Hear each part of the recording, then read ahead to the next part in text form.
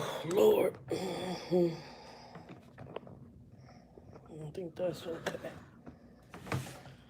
Oh, Father in heaven.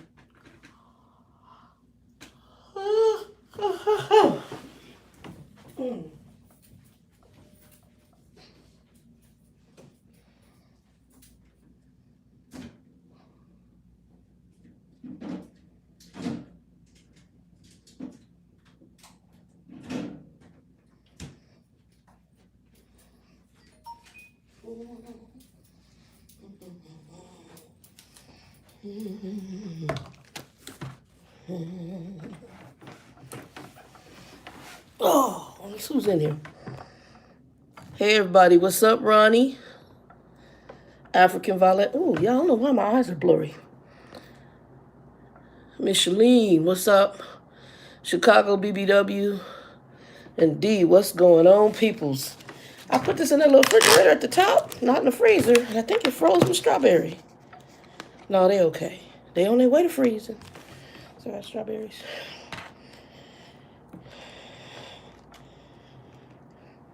Yeah, they okay.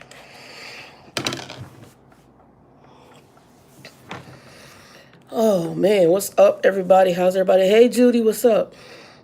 African Violet, what's up, peoples? See who else is in here. I got D. Oh, yo. So I got some sleep last night. And I went early this afternoon and got lunch. I was tired.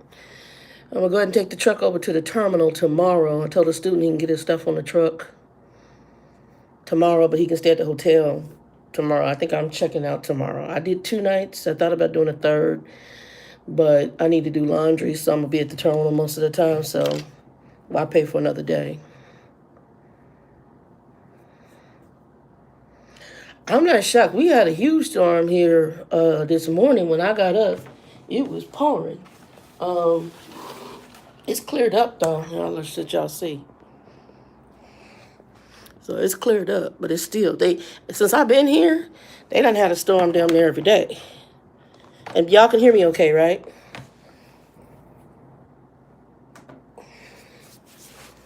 Yeah, they done had a storm almost every day since I've been here. All right, cool. All right. So I'm just going to get into some stuff real quick because I think it was Trucking in Heels. I think she's visited the channel a couple times, and so for whatever reason I went, and I'm not offensive if I haven't joined your channel yet. If you're somebody who watches a channel, sometimes I'll just look at content, and I do have some channels I watch, and some, if the content is not my content, I subscribe to people. I used to have them on notifications, and I removed them. Like, there was one trucker I really liked because she had a corporate background like me, came into trucking, and she's doing very well. I mean, she's got her own set of trucks now. But she's going into a different venue as far as her channel's going, so I don't really watch her content. I turned off notifications. I'll go and check it every so often and see if she has any trucking information. But she's got a lot of other stuff going on, strippers and some other stuff, and that's fine. That's your business. It's just not the content that I really want to watch. And it doesn't always have to be about trucking, because I watch videos on a lot of different stuff. Besides trucking, like obviously I like food. I watch recipe videos. I watch tiny home videos, off-grid videos, things like that, RV videos. So I watch other stuff instead of just trucking, because I have some other things that I like to do. Anyway, trucking, I think it's Trucking in Heels or something like that. She'll know who she is. She had done a video. You know what? I'll try to go back and get it and link it below so y'all can go watch it.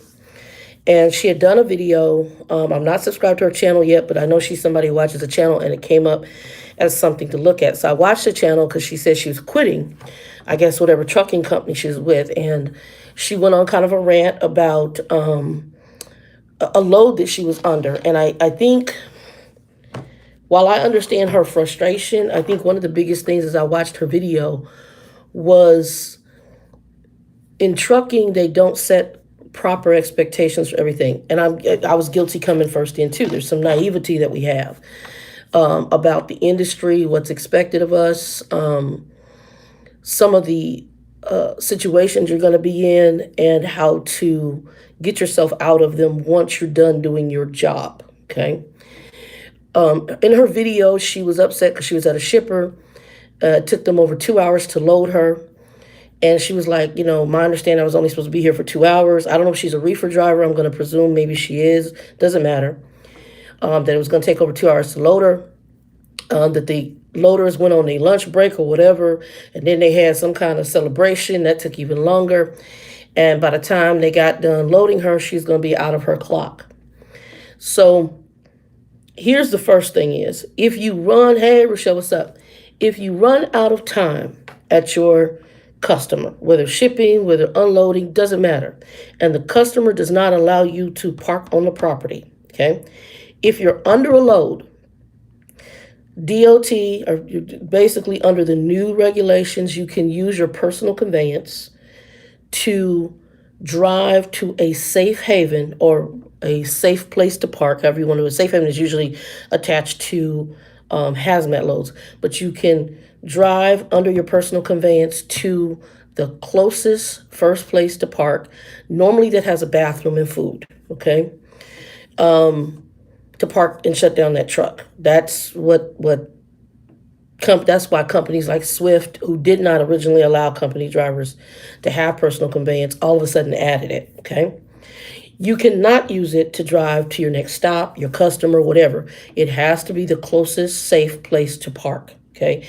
It's not meant for you to drive to go to get extra miles to get your money towards your customer. Now, obviously, it would make sense that if you're looking for a safe place to park, you want something either in the vicinity or on the way to the next stop, but it has to be the first available place you can park that truck safely, okay?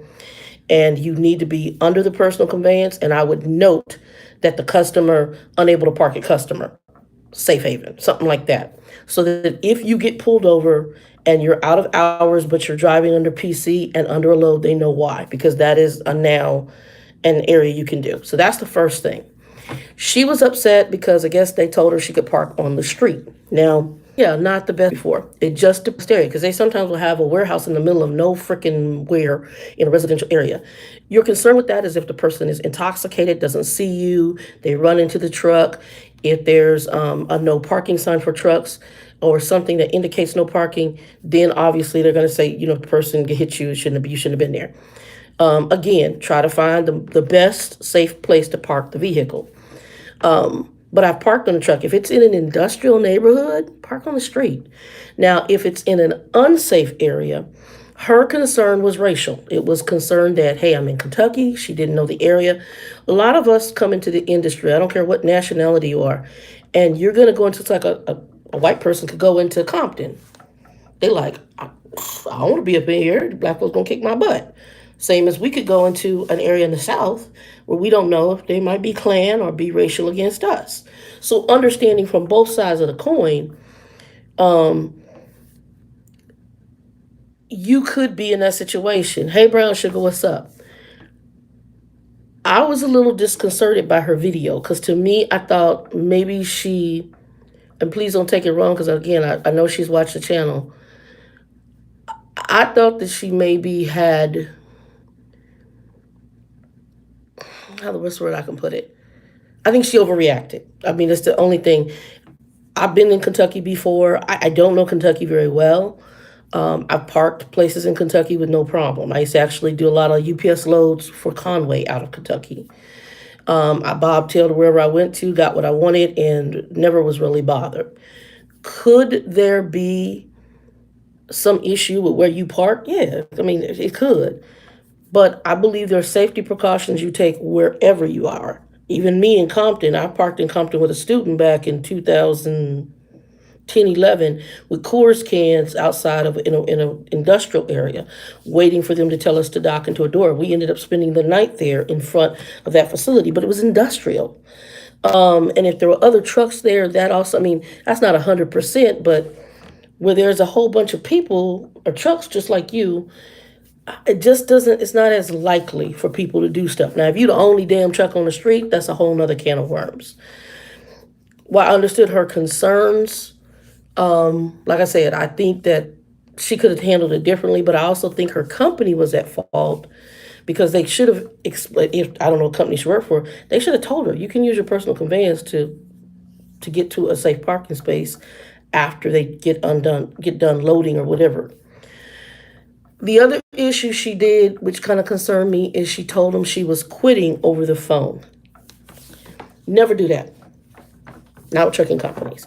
Trucking companies can tell you get your shit off the truck right then. And also, she's telling them she's quitting under a load. That actually can be negative on your DAC. So you never want to do that.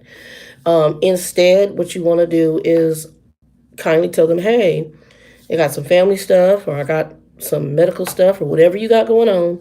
I need to get back to the terminal. Get back to somewhere where you can give them their truck back, and then do your resignation. Do not do your resignation, people, while you're under a load over the road. Don't do that.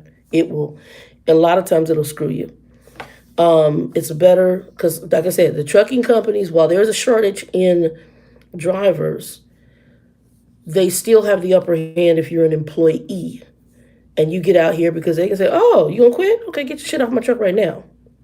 Okay? So you never want, I don't recommend that unless that's something you want to do and you want to go ahead and, catch Greyhound, bus, plane, try to figure out how to get all your shit off the truck. To me, it's better to go ahead and get it to the closest facility to your home and then get your stuff off the truck and then tell them thank you for your time. You don't have to be nasty. You don't have to be arguing. You don't have to do all that. It's not. But I just noticed that it was something I wanted to say because I think we have some wrong expectations of some stuff. But I do think we should have some expectations for some change that needs to happen. A good example, I'm going to give you an example here. The truck, the air conditioner, I went and fueled the truck in North Little Rock, Arkansas. When I got back in the truck, I couldn't get the AC, wasn't working. I have no idea what happened. And I drove for several hundred miles, but I did a breakdown request. I'm going to have them look at it again tomorrow. But I just went under there and started jiggling some stuff in the engine when I got to Walmart. And all of a sudden, turned the truck off, turned it back on. This little green fan appeared in the right-hand corner. And all of a sudden, I had cold air again. So I kind of don't want to take it to the shop here because to me, they weren't as thorough as the shop was in Chattanooga. I would rather do it with that Chattanooga shop, even though I didn't like certain things on that yard. Hey, bibliophile.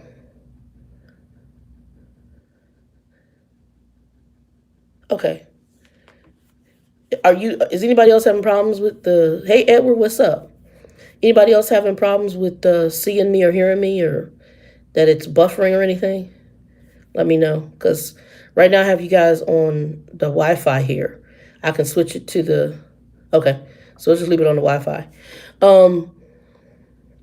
Sometimes we have expectations, and I don't think expectations are bad. I think you should have expectations. I think one of the things in the industry is that, hey, Micheline, expectations of these companies, some of these people just put up with whatever, and it's just going to stay the same as long as you put up with it. And like I said, the companies need to make changes, but what they're trying to do is I really believe they're trying to go into a room with just them. They're not asking their drivers. And then if they do ask drivers, one of the biggest mistakes people make, and this is from the corporate background, oftentimes they'll pull their favorites in, the people they like, what I call the yes people, the kiss ass people, the person who's got that straw so far up management's ass and want to be on the good side. They'll pull them in because they know that they're going to say what they want to hear, opposed to pulling the ones who are the assholes, the ones that, kind of gripe and complain. What you need to do is pull a good collection of both in. And then you need to have somebody other than someone from your company or someone who's dealt with these people, it's usually better if you get somebody outside the company to do a focus group with them and find out what do you need, what do you want, what can be better. And then begin to work on implementing that. And then I believe there needs to be a bridge between dispatch and drivers. I also think we need to understand the driver manager. The management name is actually, to me, one of the most detrimental things when it comes to the driver manager relationship. Because honestly, I really believe it should be a partnership, not a management thing. So when I usually look at driver, I look at that as a partnership. See, they don't make money without you running the miles. You can't run the miles without them getting you the loads. They're your middleman negotiator between you and the planners. That's just how I look at it. It's simply how I look at it. And it needs to be a partnership. With them telling you you're managing me, I think that's the most craziest thing, especially with the type of thing in trucking, just from me analyzing it and doing it for these last 6 years. it's one of the craziest things ever. And what you get sometimes is somebody like this first guy I had here, who I believe the management title went to his head, and he became bossy and pushy. Horrid. Horrid. The other guy that I now have, what can you do? Let me tell you here, I'll get you this. Okay, I see that you got to go here. Can you make it all the way there, or what can you do? We'll work with that. Meaning, I'm going to work it out on my end so that we can get here as best as we can, because he knows I have several unforeseen things that could happen between point A and point D. So what can you do? What do you think you can do? Do you think you can make it from point A to point D within this time frame or by the end of the night? If not, let us know, and then we can relay this load somewhere else. That's a good partner, because he's seeing the bigger picture. Where you got bossy over here, well, you did this and you can't, because that person right there, two fingers, you don't understand what's going on in this truck. You have no effing clue. You don't understand the time wasted. You don't understand chasing your tail out here. You don't understand when things don't work. You obviously don't understand traffic, and you obviously don't understand anything about trucking. So you need to go sit in your corner, okay? And I'm not trying to be mean. That's just the reality of it. Set expectations, huge, necessary. And something that night transportation does that I think is good is they have certain people in their corporate offices going out with the drivers on loads. While it may only be a day trip or a 2-day trip, they make that person sleep in that truck overnight. The driver goes and sleeps in the hotel stay, and they get a feeling of what it's like in just not sleeping in your bed. I mean, one night in that truck it's a wake-up call, but it's not, to me, a good week would be better. Understanding going to the bathroom in the truck, understanding, no refrigerator on the truck, and having to stop and try to get stuff to eat and wonder why your truck drivers are unhealthy. Those are things that they need to understand. So for Night doing that, I think is like just kudos. I think it's just one of the best things they've done. I don't know. I've never worked for Night. I've heard they're a decent company, but I think that's one of the best things that they did is they make their management. I mean, they've had HR people, they've had head people go out on a truck with drivers and show them what it's like. I said one of them, I think she's a payroll or HR lady, went out with one of the female drivers, went to the customer, and she got the HR lady or payroll lady got so mad she couldn't even stay in the building because she experienced how drivers are sometimes treated at customers and treated like dogs. And she saw how rudely this particular customer treated this driver. That needs to be seen. It needs to be seen.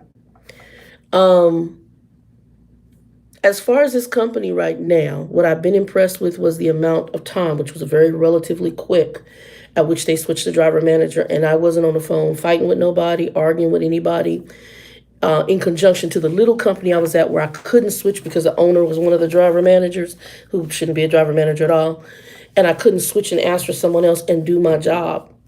So ultimately, I decided I left. Granted, the money was very good, but you got to, hey, magical girl, you got to make decisions for what's best for you. And for me, I got to have peace of mind behind that wheel. I can't be angry, and I can't be always trying to play a chess game with some nutball who wants to be a control freak. I can't do that. So, and that's going to end. That's why with this other guy, I kind of got very much control freak, and I had some other concerns that I have a feeling about him. But you know what? Do you, Playboy? I'm just not going to do it with you. And at 51 years old, you're not going to talk to me crazy. Because again, this isn't my only skill set. If I have to do something else, I will. And you're not the only trucking company. I don't have to be a driver. I could go do something else. And the reality is, if I wanted to go drive a bus, I could drive a bus. I could drive locally. Hell, I had a job offer for the Phoenix Transit in Arizona. I could go back. I have the contact number for the safety guy there. I could go back and say, hey, I'm interested. They just like everywhere in transit, everybody and mom is short of people. So that would be an option. They do paid train. They train you. All I have to do is get passenger endorsement. I already have a Class A CDL, so it's not a big deal. Same thing with if I decided to go Greyhound. They're going to just train me on their system and I go Greyhound. It depends. Or if I decide to go corporate, I just put in for a job, wait, and get some job. Not really what I want to do. I like the piece of driving. Equipment wise, with this company, my truck is a gorgeous truck. If you walk in, if you look inside the truck, and I'll do a tour later, it's a beautiful truck. It's Peterbilt. I'm still not a Peterbilt fan. I'm a Freightliner fan, and I love the 2019 and 20 Freightliners, or 2019 especially. I like the fact you can put a refrigerator on there. At least the one that I had APU and inverter. This company, they're testing out electric APUs right now on I think 4 or 5 of their trucks. So this might be something they implement. I really think the APU is a better thing to do. The electric APU has come up quite a bit from originally what it did, but I think in order to get drivers in the industry and not treat them like they're animals, which we're going to get to that too, you need to put the creature comforts on there. I don't give a damn about the satellite TV. I don't really care about that. I mean, right now on my phone, I can watch Netflix. I can watch whatever. I get a tablet to do the same thing through AT&T, and you can get AT&T or whatever service and run Netflix, Hulu, Amazon Prime. So having a satellite on there with a television set, that was something actually half the time I was asleep. I didn't even more than half the time. I'd say 80% of the time when I had the truck with that on there, I didn't even use it, whether it was the lease purchase company or the company I did out of Oklahoma. They had it on their company as well as on their lease purchase trucks. I rarely used it. I had put shows to record, and unless I was on a reset, I didn't get to watch any of that. I was so damn tired from running. And even now, just even trying to catch up with shows on my phone from running, I don't. I'm impressed with how they've handled everything. Let's see, Truck in the Hills. There you are. Okay. Yeah, there you are. Right. And let me go back to her real quick because she's on here. When I watched your video, and I'm not trying to be mean, I did think you overreacted a little bit. But and I also realized the reason you overreacted is because nobody's taught you. Nobody's shared with you any. I mean, for example, like these babies, they sent out here to get these recovery trucks, right? If I had to go get a recovery truck and I get to that truck and it's a hot ass mess, I'm going to be pissed. But nobody set the expectation for them. So they don't know. The girl who's my little roommate when I came here, that baby she's had problems getting somebody to train her the rest of the way. Okay. So she's here now. They're supposed to train her. She's got about 100 hours she's got to do. Okay. But she has no clue about trucking because she really has not really worked at a trucking company. All her stuff has been training and then it falls apart. So she hasn't really worked at a trucking company to understand. So I started schooling her on what a recovery truck could be. Now, you could do exactly what they say. Recovery, the way they make it sound, it looks like it's going to be beds of roses and cherries falling out the sky and puffy clouds and Jesus came down and spake and the truck was going to be beautiful and almost look like it's a brand new truck. They might end up giving you a truck that's very clean, has put mattresses in it, has been repaired. But you also could do a recovery truck that's not so clean, that could be at a truck stop or somebody's, outside of somebody's home or left by a customer. And that, do you think they really sent somebody out there to clean that truck and wash that truck and love that truck and put mattresses in that truck and detail that truck? And somebody did come in and say, if the truck hasn't been handled, we can get somebody to do it or we'll pay you to do it. That right there is red flags. Red flags telling me you're not sending me the way they originally make it sound like you're going to go to this facility. You may not be sending to a repair facility. You may be where somebody got fired. You may be where somebody quit and was pissed off. They had a truck that was left on their yard here. And if you guys would have seen how filthy that truck was, imagine having to go recover that somewhere. I mean, there was trash in there. And it wasn't that he just took the trash can and dumped it. He was living in that. The way that truck was left, he was living in that filth. And that could be the truck you pick up.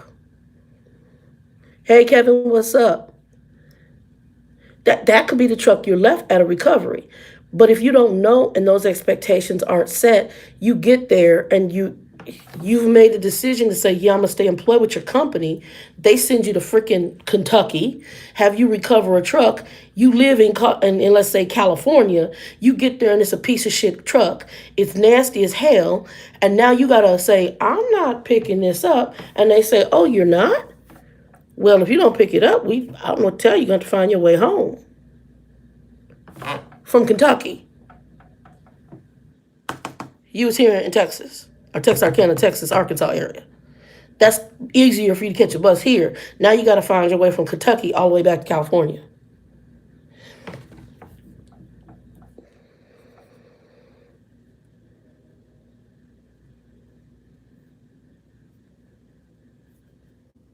Hey, Tawana, what's up? She be killing me, Magic Girl with the Ninja. You expectations are not set in this industry, and it's not explained. One of the good parts of me being at a trucking school where it was 6 months worth of trucking school, all of the people that taught my trucking school were 20 plus years in the industry. So I had women and I had men. The in-classroom instructor I had, she had a death under her. She had a lady die under her truck, okay? Some of the ladies that we had an older lady out there who, her and her husband, she started driving with her husband. We had another lady out there, I didn't really deal with her as much, but she also was a lady. And then we had a couple of guys there. We had a guy who was a tanker driver, who was a brother. He can tell you about working for one of the companies I had worked for, where his trainer called him a nigga all the time. Okay. There's a mindset you have to get your mind around. And Bill, when I talked to Trucker Bill, he told me, you're going to build a thick skin out here. You're going to get a thick skin. You're going to get a gut about stuff. Follow your gut. And you in this industry, when you hear people talk, hey, Shea, when you hear people talk, this will be a true representation of how people think in this country. Okay? I'm going to tell you this much about Trucker Bill. He might be a trucker, but that boy never lied. That ninja never lied. He told nothing but the truth. Because as I'm out here and what I've seen from what I used to see in corporate America to what I see now, he never lied.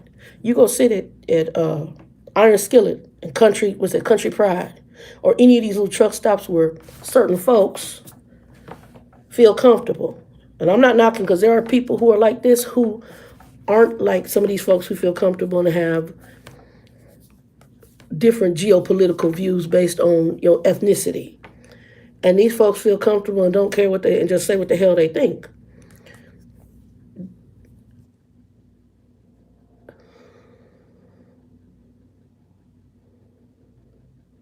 You do have to have a thick skin. Hold on here. Thank you, Tawana. Yeah, and it's something it's a hard thing to learn. And you do have to learn sometimes to bite your tongue, because like I said, I've been sitting up there at that truck stop and I be sitting there listening like I'm watching the brothers. And I'm thinking, one of these days, y'all gonna get up in here and start talking about y'all little politics. And one of the brothers gonna walk outside. Growing up, I learned there's some conversations you don't get into. Religion, religion, and race. And the other one I'm going to add in now is sexuality. Them 4 conversations right there will get you killed. They will get you straight up killed. We have to be very careful, and there's expectations that you have set. It's just like this. This is a semi-starter company. So I had to wrap my mind back around. I'm at a semi-starter company, because the other day, I'm serious, it was like either a hotel or a bus ticket. Which one am I going to do? Because when the air conditioner went out and I contacted them, I said,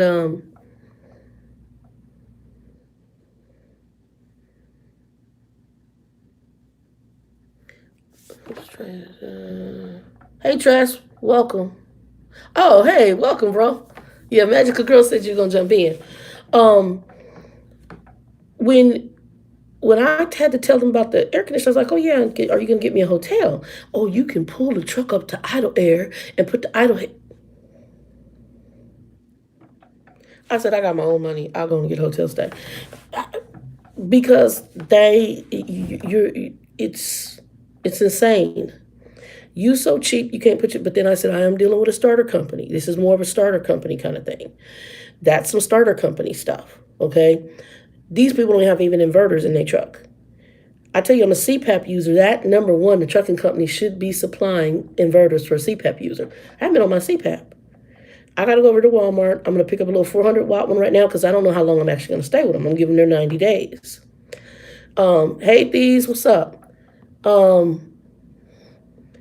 I'm giving them, I'm going to give, I give every company, like when you first work with any employer, they give you a 90-day probation period to see where they're going to keep you, you keep them, right? I look at 90 days. That's what I did with that Texas one. He told me, oh, we do a 90-day here. I said, I do a 90-day as well. So, and I said, well, I may, depending on how things work out, I'll let you know after the 90 days where I need to get to Arizona and get my gear. I never went to Arizona. I went through Arizona. I used to get gear first. And as I started more and more dealing with him, I already knew. Like I said, that truck was immaculate. Everything I would want from a trucking company. It was a clean truck. It was a brand new truck, which was lovely. Refrigerator on board, inverter on board, APU on board. But how you talk to your driver, how you speak, how you interact with your driver, that plays a factor. I'm not saying it's got to be perfect. Nothing is perfect. But I would rather deal with the truck without the inverter, a decent, clean truck, and I can get I can get a little inverter and work it out for CPAP. I'm just get a 400-watt inverter, plug that puppy in, and do what I got to do. I'll go and pick it up. It's $20 at Walmart. I'd rather deal with that than you talking to me crazy. That's why I had to check the first guy I had. I'm like, And here, because it is a medium-sized company, I have the right to get a different. Look, the communication style this guy have ain't gonna work with me. And it was done. Boom, boom, boom. Everything was done. Next time I'm on this other dude's fleet, and he's working. He knows what the hell he's doing. I could tell that within a few minutes. I've been doing this long enough to know within a few minutes.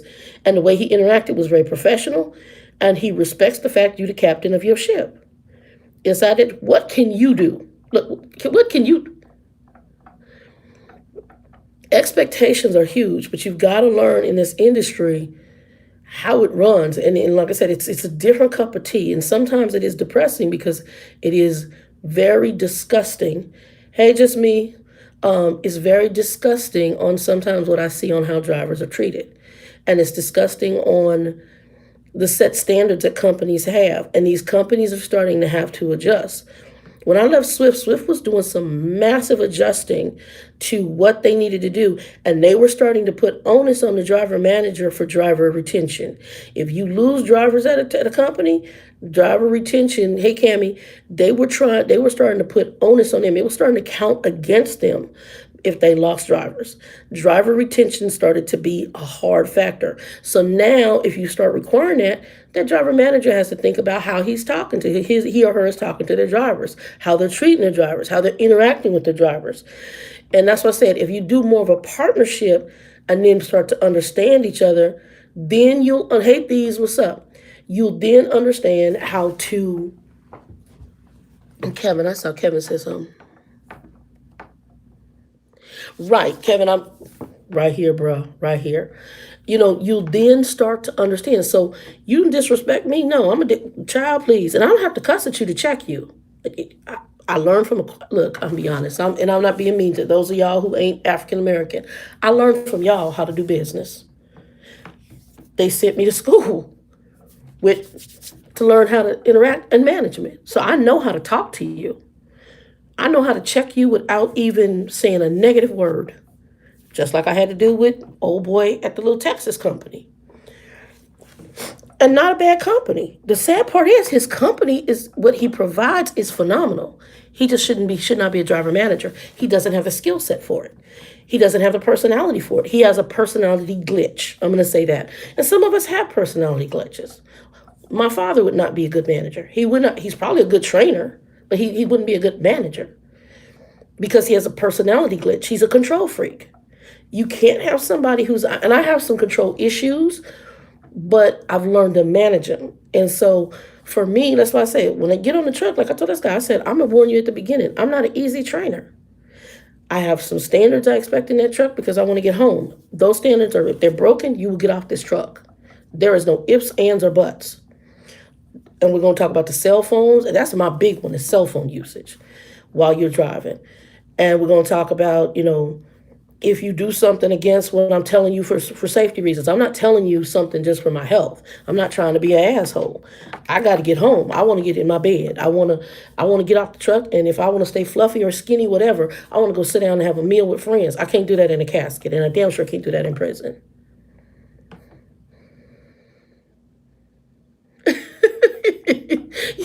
These, you funny, pause your 90-day fiance. You stupid. But I'm seeing some things in the industry. Like I said, what's keeping me here right now is I was impressed with the fact of how quickly they switched to dispatch manager. I mean, it was done within minutes of me asking for it, or within an hour.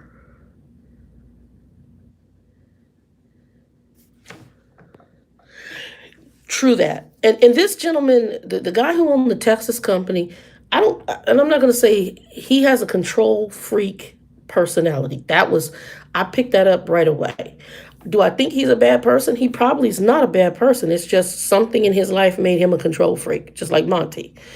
And those type of people, if they cannot control it, or learn how to put it on the back burner, those individuals should not be in management positions, because what they're going to do is they're going to be micromanagers, and they're going to burn people. Either you're going to burn them out or you're going to push them out. I've seen it working in management. I saw it, and some companies, they promote that individual, and they do because that person is usually a big company player, and they'll promote that person to the degree, and it's a detriment to the employees underneath the person. It really honestly is. And in this industry, what this gentleman should do, like I said, his how he has set the company up is genius. But he really should put himself on the back burner to run his office and put somebody else in the driver manager position. That's what he should do. But he's got I'm wondering if his blood pressure is through the roof, because he is so, I think, control freaky of probably every avenue of that company. And it's small because they only had 100 trucks, to my knowledge. But he's so control freaky, I couldn't do it, because you're going to end up pissing me off to where you're going to get what you want. And I also think he likes to push buttons. There are people who get off. My mother's this way. She's a control freak too. But they get off on drama, starting like trying to push your buttons to get you to to go off. Thank you, Michelle. Appreciate it.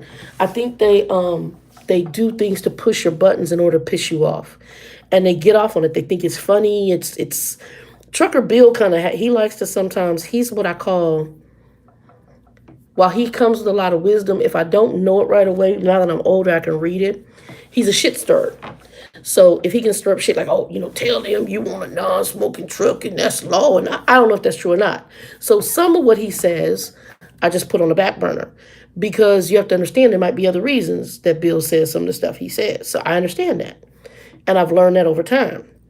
So I take the wisdom he has, and what he gave me with some wisdom, follow my gut. The gut part of what I know how he is, I sweep that out of the way. I don't deal with it.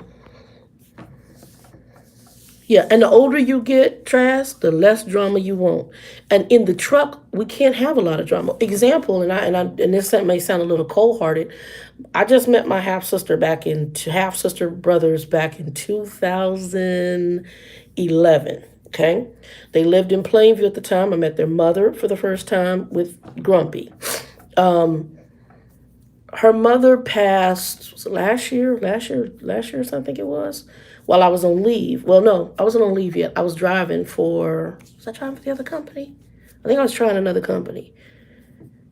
I think it was right around the time I was at the Oklahoma company. I was trying the Oklahoma company. So it might have been a couple years ago. And so her mother passed away. She called me while I was on the road. And I told her, I said, she was there was health issues going on. She hadn't died yet. But I had heard what was going on in my mind instantly. I said, first thing is, you need to get home. You need to go back to Lubbock, because her and her husband live in Kansas. And she told me what's going on with her mother, and I said, you need to get home. Because based on what she was giving me, I kind of knew her mother wasn't going to make it. And so I then immediately called Grumpy, because he's our biological father. He's sorry as hell. But I called him and I said, look, I'm driving this truck. Christina has some serious issues. Something's going on with their mother. The mother's name was Mary. I said, I don't think it's good, and she's going to probably be on her way back to Lubbock. I need you to call her. and I need you to step up and be her daddy because I can't talk to her right now. I'm one of her, I guess she has another sister older than me, but I'm between, we have the common Monty as our biological father. It wasn't to be mean to her. She's a sweet woman, but I can't drive that truck and focus on that big of an issue. Not at that time. Once I shut down, then I could call and talk to her, which I did a little bit later. But I couldn't deal with all of that and drive that truck because that stuff will get you in an accident. When I was at the lease purchase company, they showed us a video of a man who was having an argument with his wife. You could clearly see something was up. He was upset. He got off, I think he got off the phone. Hey, Michelle. He got off the phone and he wasn't paying attention. There was a truck being repaired on the side of the road. He veered into that truck. The person underneath was, I think, a Love's mechanic working on a tire or whatever, working on the trailer. He hit that truck. That man is now paraplegic. They still haven't settled the case yet. Hold on for a second. And D, let me read. I'm going to go and read some of these real quick.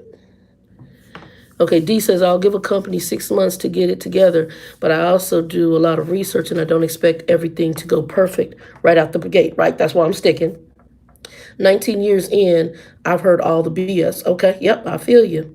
Kevin, let's see. As truck drivers, we deal with enough mess in our lives and we don't need drama from the trucking companies. Amen to that.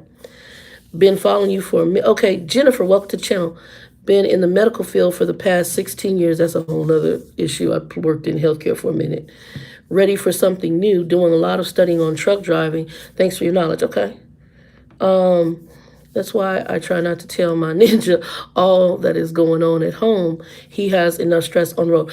Right. And that's, and I'm going to say this, and Bill has a saying, and y'all, I know it's going to be a little ripe, but it's going to be this ain't for kids' ears. And I'm going to say it just like he say it so you can understand. And I tell my students this. I do it a little bit more professionally, but I tell them. Basically, Bill says, quote, unquote, if you're worried about your pussy at home, then you need to stay your ass at home because there's some dangerous shit out here. In essence, if you're worried about your penis at home, you need to keep your ass at home because there's some dangerous shit out here. I don't care which side of the coin you flip on. If you're worried about the chick at home, the dude at home, whatever at home, then you need to stay home because you cannot focus on that. The gentleman that I had, and I know a lot of people, I got some flack from folks who watched me as a trainer when I was with Swift, and they were like, oh, when I had the dude who was the military guy, that guy had 18 years experience. He could probably outdrive me in a circle. Okay, he could probably outdrive a lot of folks. The dude could drive. I even told the company he can drive.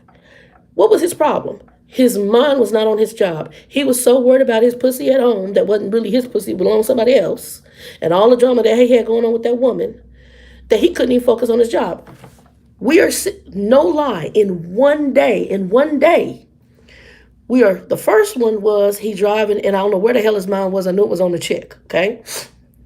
He's driving, and he's riding up on the car that's closed. Now, I done told you back in the very beginning when we met about all the sensors on this truck. I said, you just tripped the drive cam. Sure enough, he got a drive cam for that one. We went to eat. He went to eat. I was going to drop him off at the hotel because we were going to do a 34-hour reset. We ate first. I was going to drop him at the hotel. We found a little barbecue joint up in Washington State. All this happened in Washington State. When we come out the driving the joint, before he left, he was on the phone. I knew it was her, okay? I just had a feeling. He didn't say who it was, but I knew. He got phone, and it was like he went, you could tell, he left the building. He left the whole truck, everything. He was not in the building. Whatever was going on, he was in the building. It was about her, okay? And she was telling him, I think, a whole bunch of lies about her drama with this old man that she was married to. You chose to marry that old man, and you either divorce him and get with me. That's already, it was some bunch of drama going on. We came out of the facility. Now, we saw this going in. We came, that same street led to the terminal, and that same street led out to where we're going back to the highway to go to the hotel to drop him off. As we're coming out, there's a construction zone. This dude kept freely rolling and almost ran into the back of a car that was stopped at the construction zone with a big guy, another guy holding a sign that said stop. I said, I forgot his name. But anyway, I told him, I said, dude, what are you doing? Stop this truck. And he hard braked the truck, set the camera off. I said, you just got another drive cam. My driver manager had to talk to him. He drove good for all of a day. He's a very aggressive driver, too. And most people who, a lot of guys, and no offense to the fellas out there, some of them are driven by that testosterone, which I talked to my I don't mean to be mean, and you try to compete with one another and you want to be cool. Like, I try to tell people, be you, but also drive this truck to get home. If you're driving this truck to try to be a badass trucker, you're going to have a badass day. Drive this truck to get home. The other night, it's raining like hell coming in here. When I was on my way in here to get here, I was bobtail all the way from Clarksville, Arkansas, into Texarkana, Arkansas. Okay, I'm bobtail. For those of you who've been driving for a while, what's the worst? One of the worst conditions to drive a bobtail in? Anything wet. We have no weight back there on the back. In general, the truck in general, but damn sure anything wet with a bobtail. We have no weight on the back. It's gonna slide a little bit more. You can easily go forward, so you got to slow it down, take it easy. Because I was sliding a little bit. I could feel some slippage going on. The water was coming down pretty good here in Arkansas. It rains hard. Slow it down. Folks hauling ass past me, even in the big trucks and other bobtails. Hey, Cat Eyes, what's up, baby? You can't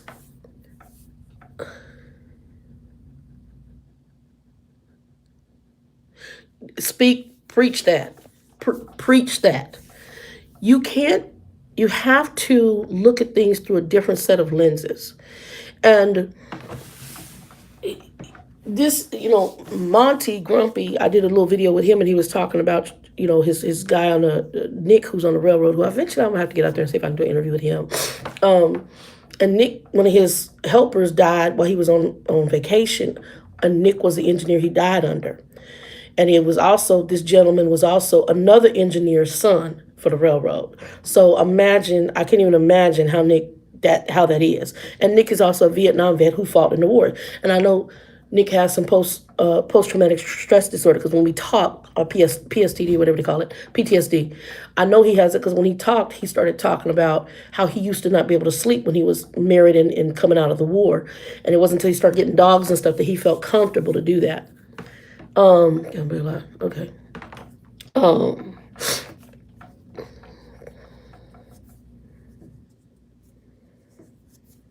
Yes, I agree with that one. 100% Shay. Hey, Shay.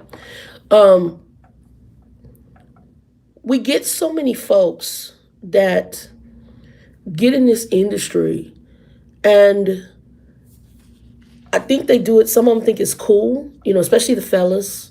And we have a new group of people, even on YouTube, who I believe males want to identify with males. Some of you guys didn't grow up with male role models who are men. So you find another male on here who you think or you look up to, like he's a manly man and he's a cool man and I got to be like him. And unfortunately, that person may be a male too and may not be a man. So then you're trying to be like somebody else instead of being who you are and growing into your own manhood. And so then we get out here, and even out here, we get on this road, and Joe Bob was able to take that corner at 75. I'm going to do the same damn thing. Your conditions might not be where you can take that road at 75. You might need to take that road at 45. Did you see how that freight was loaded on the back of that truck? Do you know if you top heavy? Did you pick up a truck that might have been sealed? Shipper load, was it SLC, shipper load and count, and it's sealed? You pick up Tyson loads, you don't see those. You don't know how that's packed. You pick up Walmart loads. Walmart Targets usually are top heavy loads. You may not know how those are packed. And you want to take a curve that's a sharp curve at 75 because Joe Blow Cool Trucker with the lights, who you see maybe every so often, he does it at 75, and he talks about how sorry all these little slow ass drivers are. And you want to do that? I've seen the results of that. I've slid in a truck before when a load shifted, and the trainer I had with another company when I first started out, you can take that curb at 65. But my trucking school with people who've been driving for 21 plus years said take any curb corner that is sharp. You take those at 10 miles an hour or less, depending on your load. I drive conditions. I don't drive. I drive conditions. I drive conditions of the load. I drive conditions of the road. I drive conditions of the weather. When we drive a truck, I tell the students, you drive conditions. If I don't know what that load is loaded like, I'm going to think the worst possible condition. I'm going to think I got weight to the ceiling. I don't care that the load says 23,000 pounds. Where's the 23,000 pounds loaded at? See, it doesn't have to be a very heavy load. If there's any weight on top and you take that you go in that circumference and you go into that lean and that load shifts, I've seen it with diapers. No lie, when I came back into this industry with diapers, all over the road, Swift Transportation. Yes, I did. Me and my trainer were coming out of El Paso, on God's holy word, out of El Paso. Expectations, I'm getting into them. Coming out of El Paso, Swift Trucker was heading back into El Paso. I don't know if him or his student was driving. Drivers flashing lights at my little trainer. This is TV watcher. Yo, dude. What's it mean when they flash? A little Spanish girl. She's funny as hell. What's it mean when they flashing lights? I said, well, either your lights are off, there's a cop up ahead, or something's going on up ahead. Those are usually when somebody else is flashing lights at you. That's usually meaning something's up. Your lights are off. Something's up. No sooner I said that to her, I opened the curtain. Yo, dude, Swift is on his side. Damn, baby diapers everywhere. She lying. Baby diapers. Why? Because he was coming out of a curve and probably the load shifted with the diapers and probably stacked from floor to ceiling. And diapers aren't necessarily, I don't see them being all that heavy. Went right over. Sunny day. Not wet. Texas weather. Summer. Truck went right over. Put the truck on its side.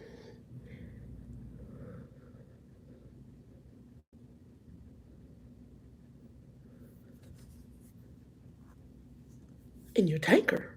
I don't know what you mean by tanker. Swap meet, here I come. I don't know. Okay, y'all. I don't know what y'all talking about, but okay. But you got two. There's choices we make, and what I tell people is, get wisdom when you do this job. And one of the things is too, truckers do this a lot. They talk a lot of yak. You need to talk a lot of yak. You need to analyze a lot of situations. Oh, diapers. You're stupid. I'm going to go pick up some diapers and go to the swap meet. These use a hot mess, man. It was diapers all over the freeway. It was, yeah. Boxes of diapers turned over. But what Swift does, if they have loads that happen like that, they'll do overstocking damage, and then they do whatever the settlement is, and then they sell some of the merchandise. They have a store in Phoenix, on the Phoenix yard. They basically sell it back to the employees, and I'll sell it for dirt cheap. I bought so much. I used to buy bulk paper towel. I still got, in my storage unit in Phoenix, I got tons of Arm& Hammer the pods. I got like probably 10, 15, 20 bags of those. I got for $5. The commercials are the warehouse size ones, the biggest bags they in my storage unit for $5.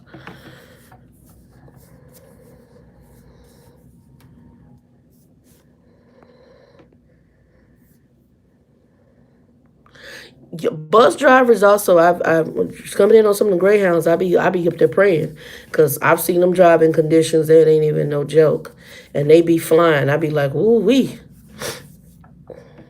Oh yeah, you can. Micheline will talk. I can tell you, because if you ever through Phoenix, yeah, we'll talk about that. But yeah, because you can go there. I have family that still work there, so if I need to go, I stop through. I'm like, what y'all got? Because I just go up there and meet them up there, and just go on in there and get what I need to get. Because usually they have laundry soap of some sort on sale. They have food on sale, drinks, clothing. They've sold refrigerators that were in accidents. They had I remember one time they had a couple of stainless steel appliances in there, and then they had washer and dryers in there. You might have a dent on the side, but if it worked, it worked. They have TP in there too sometimes. They have paper towel was a big one. I'm always a paper towel on the truck. They had, I take Amperazole sometimes for my stomach for, gas and stuff. They had that in there, dirt cheap. Antibiotic ointment in there. It's a lot of stuff like that. So yeah, you could go in and they used to. I don't know if they still do this, but back in 2010 when I was with them, they would also do if they had a reefer that was rejected, like a Tyson load, because the temperature was off a little bit. And Tyson said, no, we're not going to take it, for example, or whatever the meat company is, Pure and Proud or whoever. If they knew that the meat wasn't damaged, they would sell it back to the employees. So I went in there and they gave us all baskets and tickets, and they give like 2 or 3 people like 10 minutes to go on that truck and pick out a basket full of whatever you wanted. You had to come out within 10 minutes, and I bought like 6, 7 bags of boneless chicken breasts, some thighs, whole chickens, and I ended up giving them to family members that were there in town, or to my place sis and to Joe. Yeah. So they call it their reefer sale, and they would do that. They had laptops back. I've seen laptops on sale. No, I'm talking about name brand stuff. I ain't talking about when I just said Arm and Hammer, Charmin, Bounty. Sometimes it is like Family Dollar stuff, but sometimes it's name brand stuff that was either in an accident and so the load was totally rejected, or it's overstocked. Like, hey, the company said, "Oh, I only ordered this much instead of this much." I mean, I had was it Kroger was going to reject some lettuce that I had brought when I was under the Texas guy because it wasn't the organic lettuce. They left a whole pallet of lettuce on the back of my truck. Didn't tell me. Luckily, I hadn't left the facility. I looked back there. I'm like, what the hell? And when I went back in to talk to him, the lady says, "Oh, it wasn't the organic lettuce. Hey, Nikki, what's up? It wasn't the organic lettuce." So yeah, but expectations. One thing you got to do is make sure you understand the industry, and some of it you're going to learn on the fly, and try to get yourself somebody with some tenure in the industry. That's why I can talk to Bill. Bill was like, "Oh yeah, I told him to do this and this," but yet this is the same dude right now, whose truck he's got a KW has been in and out the shop since he's been with Ashley. So I'm like, bro, you can't even tell me nothing. You've been in and out the shop since you've been with Ashley. You got 45 years of experience. Now I believe that what's about to happen is they're eventually going to give him a new truck because it's affecting them doing their deliveries. But it's part of the industry. But he does have a truck that has APU inverter.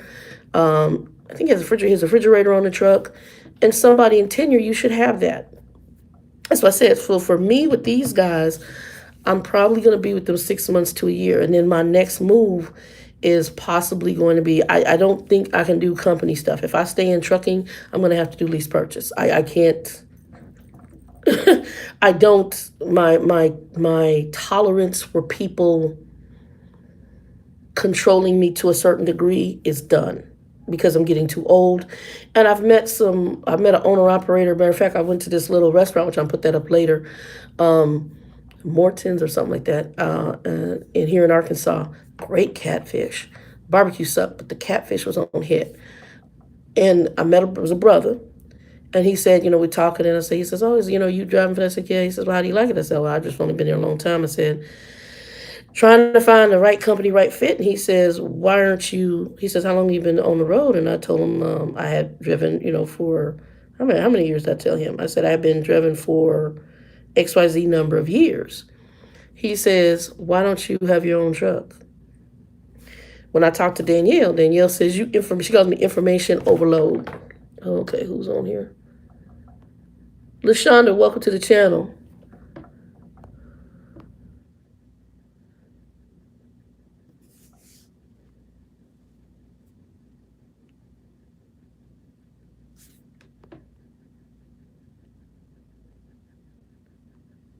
Oh, hold on. Hold on. Well, I'm happy that has helped out for you, LaShonda. If you got any questions, you can always hit me up at Trucker Doll or on Facebook, or you can send me, Shayna, how you going? Oh, not a problem.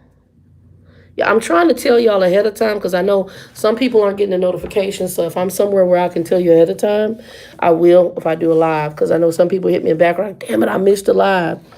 Um, if for those of you coming into the industry and you got questions, feel free to hit me up at Trucker Doll on Facebook. And what you do is send me a message and let me know who you are on here, that you saw me on here. And then you can do Messenger to me. And if you want to do a friend request, you just got to let me know, because I don't accept all friend requests. Because sometimes you get nuts and get people that want to hook up, and that's not what I'm about. Doris, welcome to the channel. Um, Jay Rich was been at Stevens. Who else has been at Stevens? Several people. Even I think who else was on here with Stevens? Was it what's my homegirl's name? We just met Monet. Monet is on here. I think Monet is on here, and she had said that it was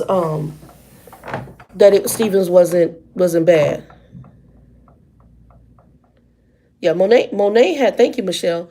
Micheline. She had said, "Hey, Micheline." She had said that Stevens wasn't bad. And she said the training at Stevens was really good. I think that's the one she mentioned. And here's my view, real quick, and again, expectations, because I think this falls under that guideline.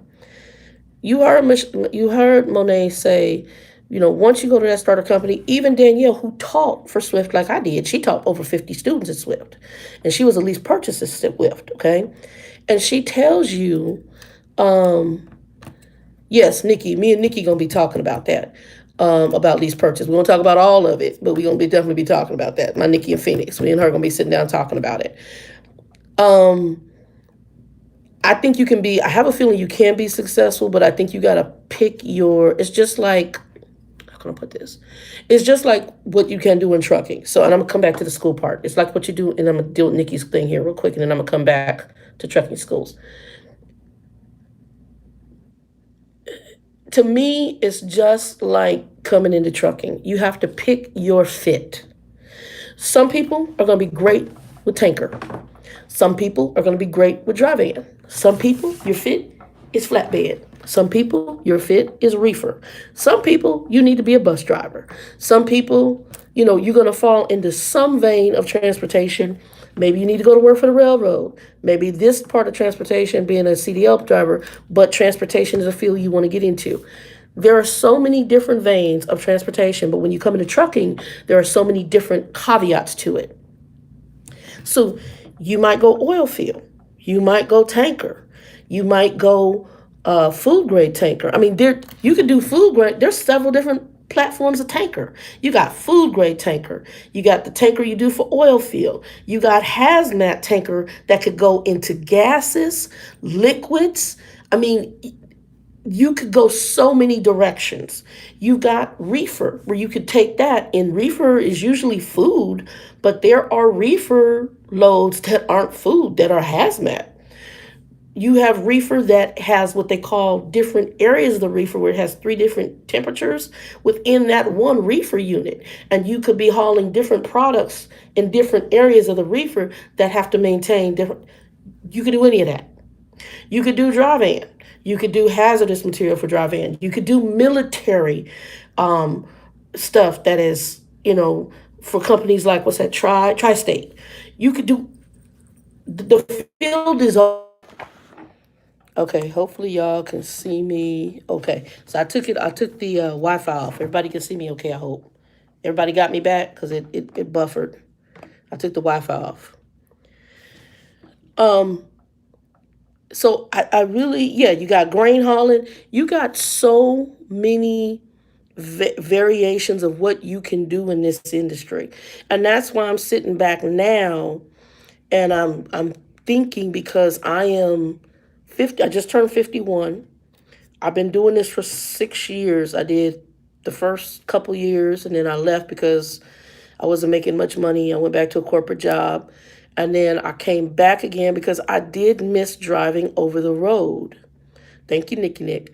I did miss driving. Hey, Chaz. I did miss driving over the road. But what I have found now as I've matured a little bit, and not that I know it all, because Lord knows I don't. I learn stuff every day. I mean, when I went to the little Oklahoma company, I learned a way to set my mirrors. I mean, y'all might not think this is a big deal, but I was like, that's genius. I learned to use the truck to set up my mirrors on my truck, and it was the most genius thing. One of the drivers, he showed me how to do that. Genius. Absolutely genius. You can use all the parts of the truck to set your entire mirror system up for that truck. I was like, this is freaking genius. And see a good radius around your truck. You always will be learning this industry. But I do believe that there are people who are successful in it. Now, there's some people, like I'm going to be sitting down talking with Nikki, because Nikki went all the way to getting her own authority. And in Arizona, Nikki in Arizona, she went to all the way get her own authority. And the experience changed. Okay? Do I think she'll be a good lease purchase? Absolutely, because the girl's got a business mind and she's intelligent on a level, but I think she's got to find the right lease purchase deal. And I think she's got to find the right company. So I might be doing this very much because I'm going to sit down and listen. So you listen to what somebody else went through. You listen to the goods and the bads of it, and then you take it and try to make it your own to fit you. Antoine, thank you for joining the channel today. Livestock. If you can do bull hauling, God bless you. That's not for me. But bull haulers make some good damn money. But y'all are balls to the walls. And they have to be. They have to drive a different way because that cattle or whatever they're carrying can only be in that vehicle for a limited time, because of there's health reasons why. And then also the fact of the type of product they have. It can get damaged and it has to get there within a certain time frame. So they have to get those cattle there. So the reason they drive kind of what we call balls to the walls is because they have to. They really, and you need somebody who has a good command of that vehicle to do what they do. So God bless anybody who's doing bull hauling and cattle hauling and any kind of livestock hauling, because they have to be balls to the walls when they do it. They have a limited time in which that freight has to get to where it's supposed to be. And if they don't get it there, too many other damages can happen to the animals. Before they unfortunately go to the slaughterhouse. So you have to understand that about that industry. But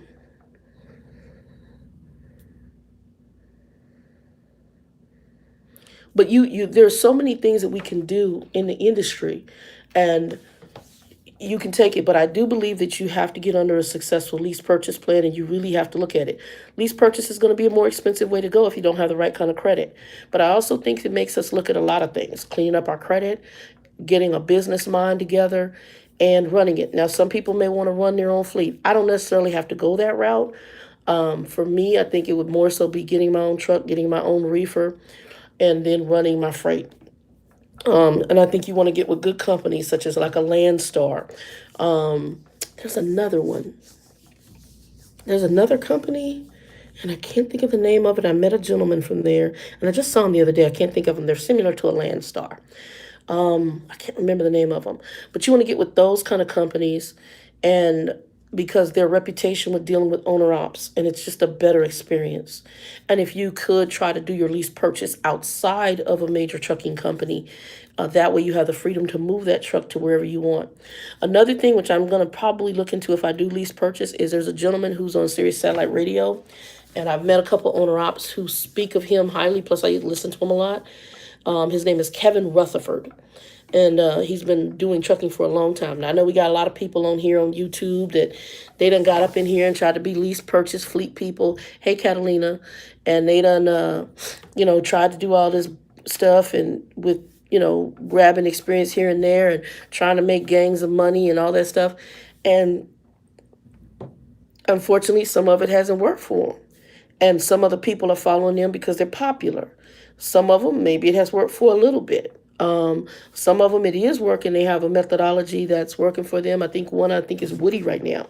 I think Woody's doing pretty good, but he has got his trucks and he's putting them on with another group that services Prime. You want to look at things like that and see how the person does, but I also look at who's successful with it. Kevin's been around for a long time. He does everything down to even maintenance on your truck and the things to do in looking at used trucks. I do know that he does, and I don't get no kickback from this man. He don't know me from Adam. But I do know that he has a kit that I was told about from a couple other owner ops that you can get. You have to go through, it's Kevin Rutherford. I think you can look him up online, Sirius Satellite Radio, and Road Dog Trucking. And he has a book that actually tells you about basically getting into the industry and becoming an owner op. He does not really believe in the lease purchase part. But like I said, there are people now under lease purchase who are buying and successful with their trucks. It's possible. It's not impossible. It's possible. It's just going to, that's where I want to take. It's going to take a little bit more. Let me look at the time, y'all. I got to order my sandwich because I ordered dinner tonight. Hold on. Hi. Woo-hoo-hoo-hoo-hoo.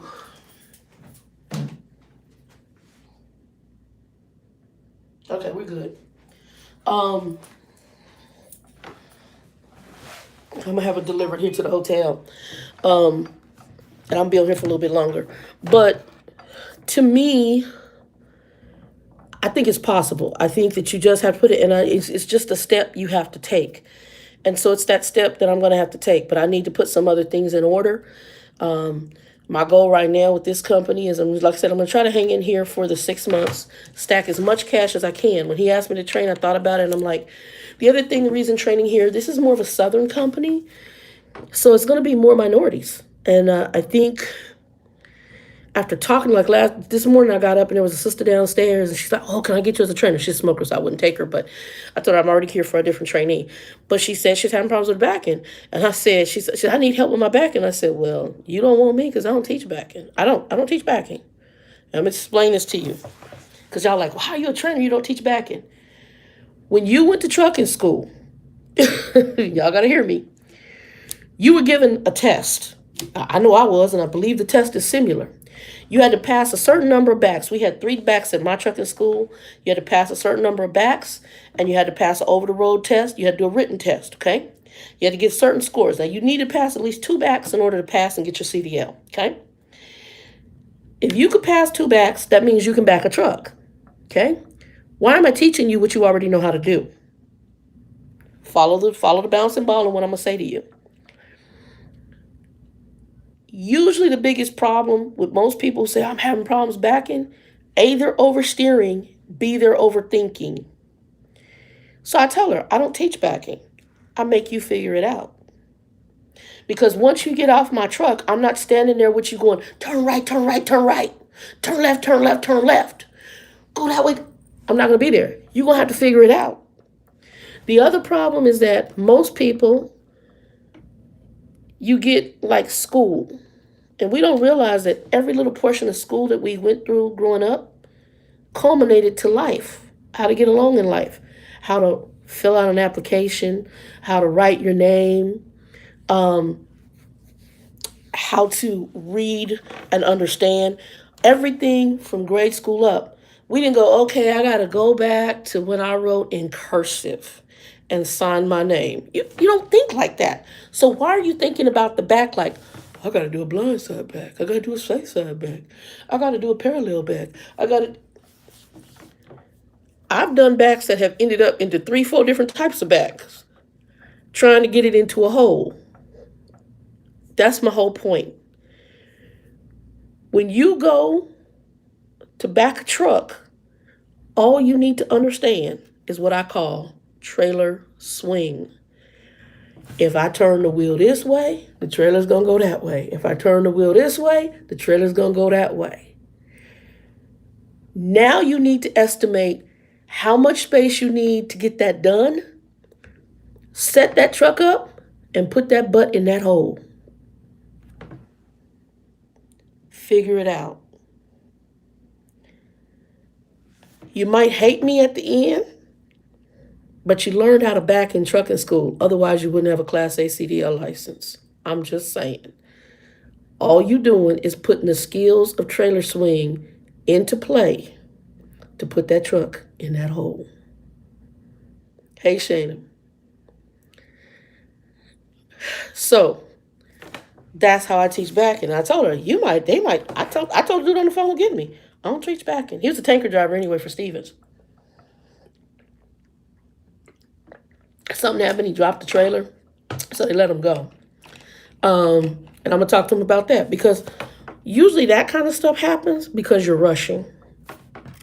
So I don't rush. That's why you're not going to get on the phone talking to me crazy, telling me to hurry up, all that stuff. We're going to be done doing business. That's why me and old boy at the truck, beautiful truck. I miss aspects of that truck. I miss my refrigerator. I miss having my microwave on there. I miss my APU. But I'd rather be able to get in the truck and have peace of mind and have to work around those things for a temporary period of time until I can put my game plan in play.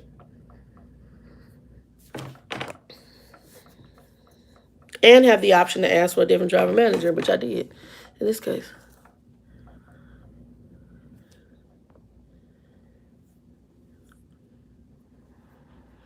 And it depends if that's your method. The trainer I had, actually, y'all can see his picture when I did my refresher trainer. If y'all want to know, my guy's name was Bill Lieber at Swift. And he's actually now a little poster child for Swift. When y'all go to Pilot, Flying J, and y'all see the Swift advertisement of the white guy with the hat and the hair down, that was my refresher trainer that I got when I had to come back into the industry. Well, after I fractured the ankle, he was who I sat next to him in class. And then when I got healed and I needed somebody to finish out my training, that's why I contacted him. And he did my refresher training. I'm friends with him today. Sweet guy. Very much a gentleman. And a good trainer. 22 years training at Swift. He did my refresher trainer. Phenomenal trainer. I know I'm probably putting him out here, but if y'all ever get to Swift, you're a non-smoker, and you can request that dude, he's damn good. He's damn good. And he's the poster child you see at the Swift, on the Swift posters right now at all the fuel aisles, and he's up on the wall. And so I took a picture. I got to send him of him. So I think it's on this phone. I got to send it to him because he sent it to me showing that he was a poster child. He's in their calendar now. Really good guy. Really good guy. And like I said, here's 22 years. People can say what they want. That man has found his fit. He's a trainer. He's buying a house in Arizona right now. He supports his entire family. He's got kids he's putting through college. His son's going to, I think, nursing school or something right now. Good guy. Good guy. You know, he found his fit. His fit is being a trainer at a starter company. You got to find your fit. And your fit in this industry could be a whole bunch of stuff.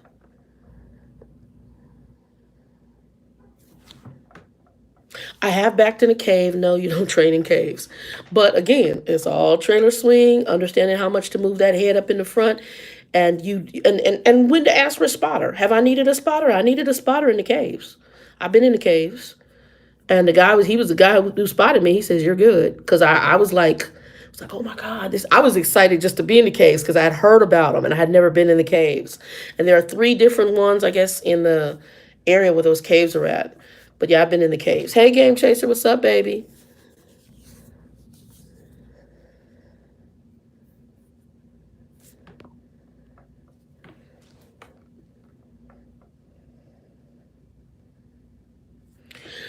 Well, Shayna, most of the companies, most companies don't even order the trucks with the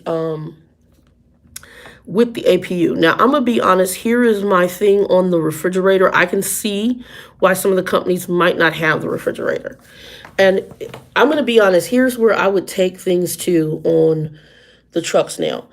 And I hate to do this, and I know some people aren't gonna like what I'm gonna say. Because, unfortunately, it's just like parking at Walmart. A lot of us are no longer able to park at Walmarts. They're booting trucks, so you guys be careful doing that. They're towing trucks. If you see signage that says you cannot park that truck there, I would call the store manager, get a name, make sure, because they are starting to now boot the trucks and or tow the trucks if they have signage to that point. What I have started doing is I satellite view in, and then I also call and say, look, I'm just looking to do some shopping. I'm going to be there for this long. I am a semi driver. Am I able to park my truck there and buy my groceries or buy what I need? If they say yes, then I do it. But if they have signage that say no, you may want to skip that. The problem is that, like a lot of truckers, just like I told you, this guy left this nasty ass truck here at this company we were at. The truck was, when the dude who headed tractor assignment showed us the pictures, I was like, how did he live it? It was disgusting. Even though when I left this other company, the guy was irritating me, I took pictures. You could eat out the floor of that truck. They paid me my last check too. They were very honorable. You could eat out of my truck. I usually try to leave my trucks in always good conditions. Even when I had a company told me get my crap off the truck because I wouldn't drive it any further because it needed to be fixed over the road. I did that. I cleaned that truck. You could eat. I took pictures. You could eat out of it. I did not see the need, even if they're being assholes, for me to be one, because you be thinking you're being an asshole to a trucker. Who did I tell you does a recovery? They got these babies out here who are coming in the truck and they got recovering trucks. So you pissing all over the truck, smearing your feces all over the truck, you're actually hurting another driver more so, because there's some other driver, some sad sap, they're going to send out there to go pick up that truck. And you're hurting that person more than you are hurting the company. The company doesn't really give a damn. They already kind of expect you to be an asshole because they've dealt with so many other assholes. I'm just going to be honest. But the refrigerator thing, I believe that if they give you a truck with a refrigerator on it, they should require a deposit. That, just like an apartment, you're going to live on the truck, and they should say, out of your check, we're going to hold let's say, hey, Monet, I was just talking about you, baby. Monet, you were at Stevens, right? When you started out? Because I got somebody asking about Stevens. I think Monet mentioned she was at Stevens in our video. And I hate to say this, I almost think it's like an apartment. And I think I heard Scooby Doo mention it, which is why when I heard it, I said it's genius. I believe they should take out a deposit. So if y'all got any questions, you can put in your comments here. Monet can tell you about Stevens. But she said it was good company to train at. And I'm gonna come back to that in a minute because I believe that all training companies have their pluses and negatives. I think they're starter companies, most of them. But I believe that trucking companies should possibly charge you a deposit for a truck. And I believe that the deposit should be held and then returned as long as you return that truck in decent, clean condition. Now, it's not going to be exactly what they got, but it has to be clean, returned to a terminal or one of their facilities, like a drop yard, and must be left in clean repair. And if you do that they return that money with your last check. And especially if it has things like a refrigerator on board. And the reason I say that is, what happens if you close the refrigerator, leave your food in it, and turn the truck off and park it? And you leave that truck there it might take them 30 days to get somebody out there. You know what that's going to be in that refrigerator, right? It's going to be a hot ass mess. The odor in that refrigerator is usually hard, if at all possible, to get out. Okay? You also have the people who piss in the truck. This may alleviate them peeing in the truck, shitting in the truck, doing all sorts of evil stuff, and they might decide to get off their ass and they want that little $500 deposit or $1,000 deposit that the company might hold, and they want that back at the end. It's been set there. So if we set that expectation in the beginning, hi, my company is XYZ Corporation. We're going to be giving you a truck. Yes, we're going to pay you as a company driver or your lease purchase driver, whichever one, doesn't matter. We will be deducting, starting with your very first paycheck, $100 or $50 a paycheck, tallying up to $500. That will be deducted until that deposit is paid, and that deposit is held until you resign from the company. At the end of resigning from the company, or held for XYZ number of years. Or we're going to do inspections. You could even say, I'm going to do an inspection every so often. And if they do an inspection and you're there for year one, we give you $50 back of your deposit until you're there maybe, 5-10 years. If that's the case, obviously a 5 to 10 year driver, you've earned it. You're showing that you're going to respect the equipment, and they do an inspection.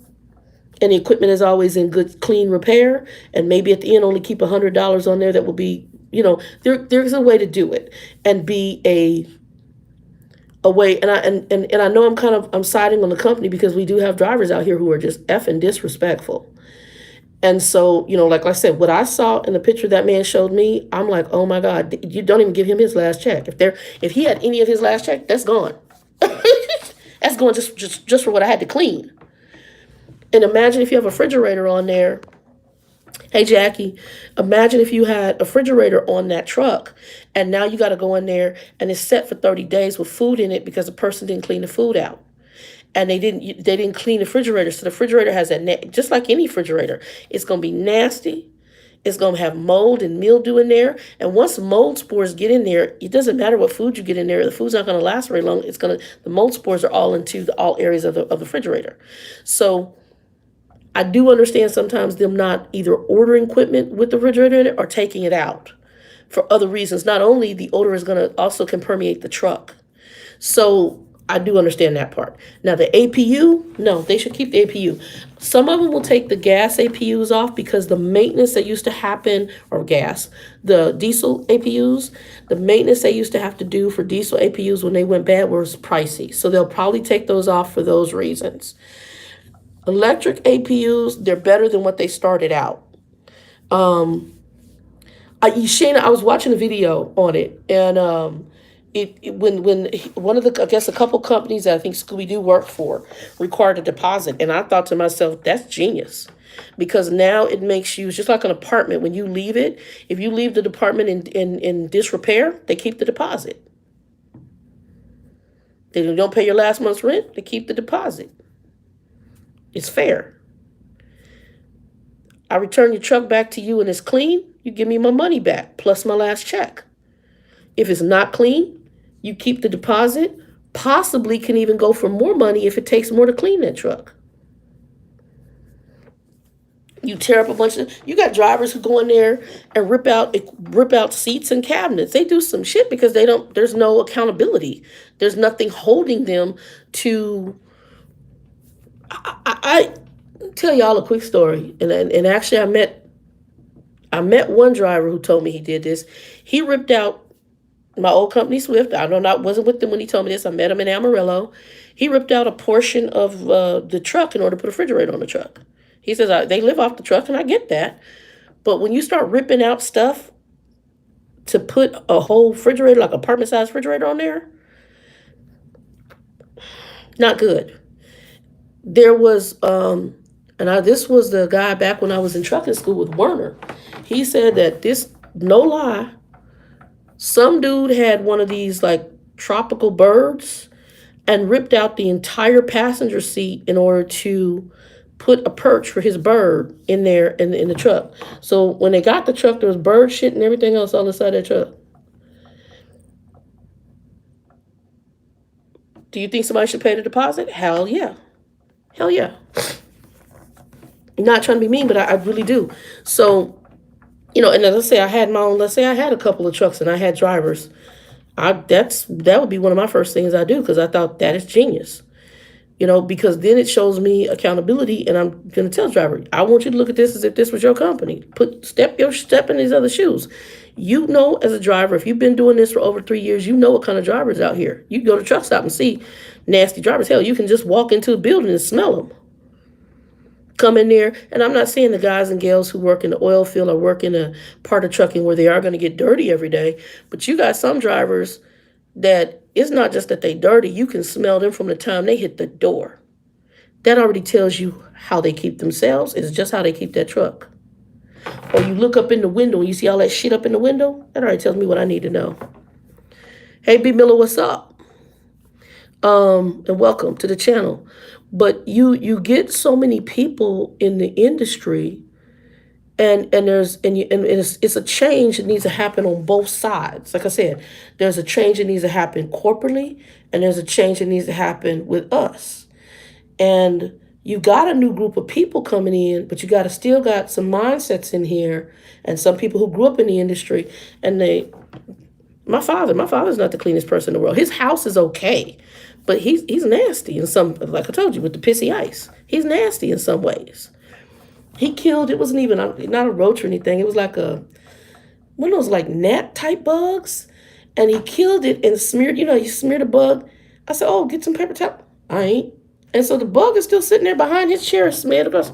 I looked at him, I said, you are trifling. You're nasty. That's nasty. You got dead critter smeared across your wall. That's nasty as hell. What did B. Miller say? Oh, you can play it. You can go back and play. I'm just sharing some stuff. But as far as trucking schools are concerned, like I said, Micheline or Monet is on here, and there's probably a few other people from Stevens. What I have come to the conclusion of, and even now being back at a semi-starter company, starter companies are always going to be your bare bones company. Probably because they are taking a little bit more risk with the insurance, because they have a higher insurance cost because you don't have any experience and they putting your ass in the seat. In this company, they're even taking people who've had some incidents at other companies, and they make them go out. Like the guy I have, he's driven not long, about less than 3 months, but he had an incident at the one company and was terminated. So he's going to be on the truck. They're taking risk at taking that kind of driver on. But the risk is that hopefully he's learned from his mistakes. We're going to talk about that when he gets on the truck, because I already can tell you, I bet you I'm about 80 to 90% correct that when he dropped the trailer, he was rushing. Most of what we do in just that kind of stuff is that you're rushing. Biggest thing, don't rush. Don't let anybody push. That guy who went down the mountain, I wonder to myself if it was some driver manager and said, we need that load there tomorrow. You cool that freight down. Trying to meet the expectations in that office will kill you and kill somebody else. He took out 4 people in the Rockies. Okay. I can already tell you he wasn't in the right gear. I already know. I already know. I already know. I guarantee you. He went down that mountain in the wrong gear. There's already inadequate training. The fact that he passed on, what do you call it? Runaway ramps. There's inadequate training all the way around.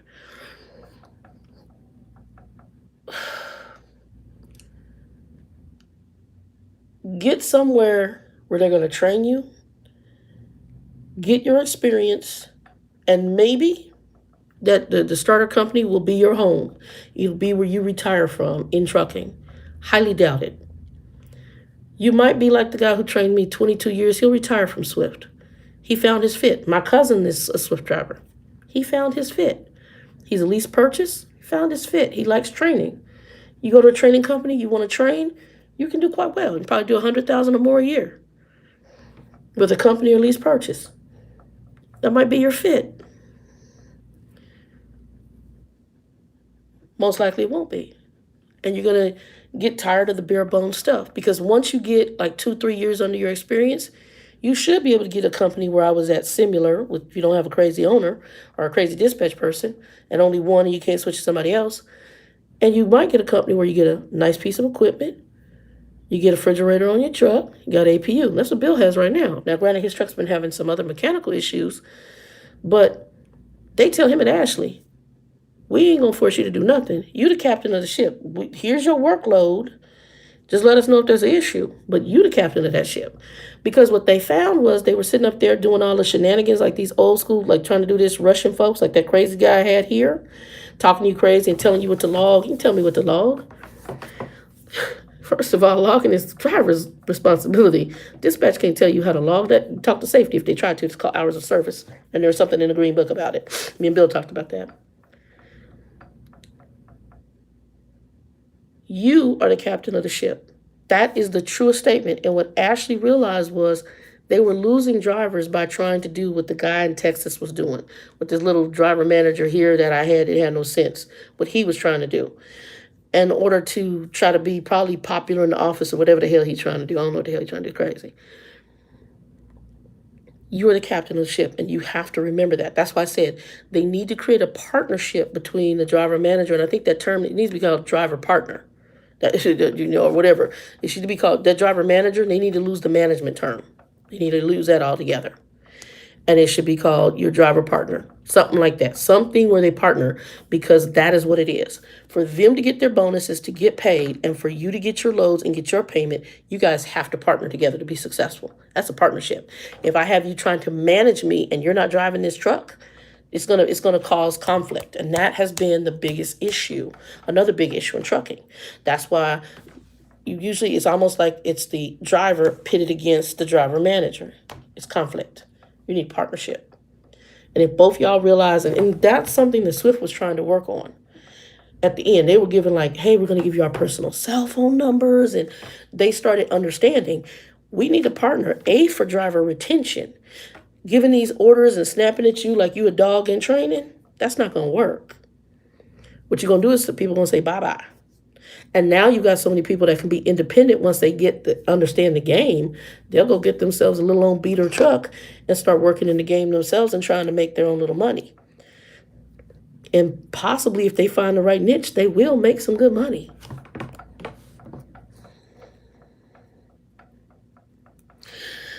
I don't, Shannon, tell what company I'm at. What I will say is I've been impressed with the fact that I did have a kind of crappy driver manager, in my opinion. He did not fit me. He told me initially upon meeting me, he was going to be putting me onto somebody else's fleet, which was very interesting, which told me more about his personality. We won't go there, because who gives away a trainer who's going to be training? That's going to get you miles. So that told me some things about him right off the jump. You can watch a previous video where I was talking to another man who was in him, and another guy were going to be on this guy's fleet. And you'll hear me talking to him at I think it was the last video or video before last. You'll hear me talking to him. You don't see him, but you hear me talking to him, and you'll hear him saying what transpired. So you'll understand it was not just me. The dude that we had was special. And I went directly to him, as I said in that video, and I got myself changed from his fleet. Because you told me what you were going to do. You told me who I was going to go to. And when I had interacted with the person you told me, I knew that that person's style of communication and being a driver or fleet manager, whatever they call them, worked better for who I am. And so far, so good. I've been impressed with him from the very beginning. The quickness at which that change was done was impressive. I am impressed with the fact they did give me a Peterbilt out the gate without making me do a recovery. I do know that there's something that happened in that truck. I do not know what. I do think it's been in a jackknife, but how severe, I don't know. I know that they had to put the new rubber seals on the back, for I call them wind fairings, on the back of the cab. I could not see if the cab had been crushed. I didn't see any damages like that, because usually you see something that would indicate that. I didn't see that. But I do know that the alignment was off.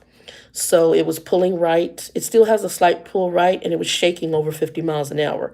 I got to their parent facility. They're owned by another parent company who I'm not a fan of, but I will say that they're in Chattanooga, Tennessee. Their repair facility in Chattanooga almost is as good as Conway when I worked for Conway. Conway's repair facility was stealth. And when you go in, what I like about them is even this company here, you have to go through an inspection bay anytime you come on the yard. And they do inspect both truck and trailer, which I think that every trucking company should be required to do.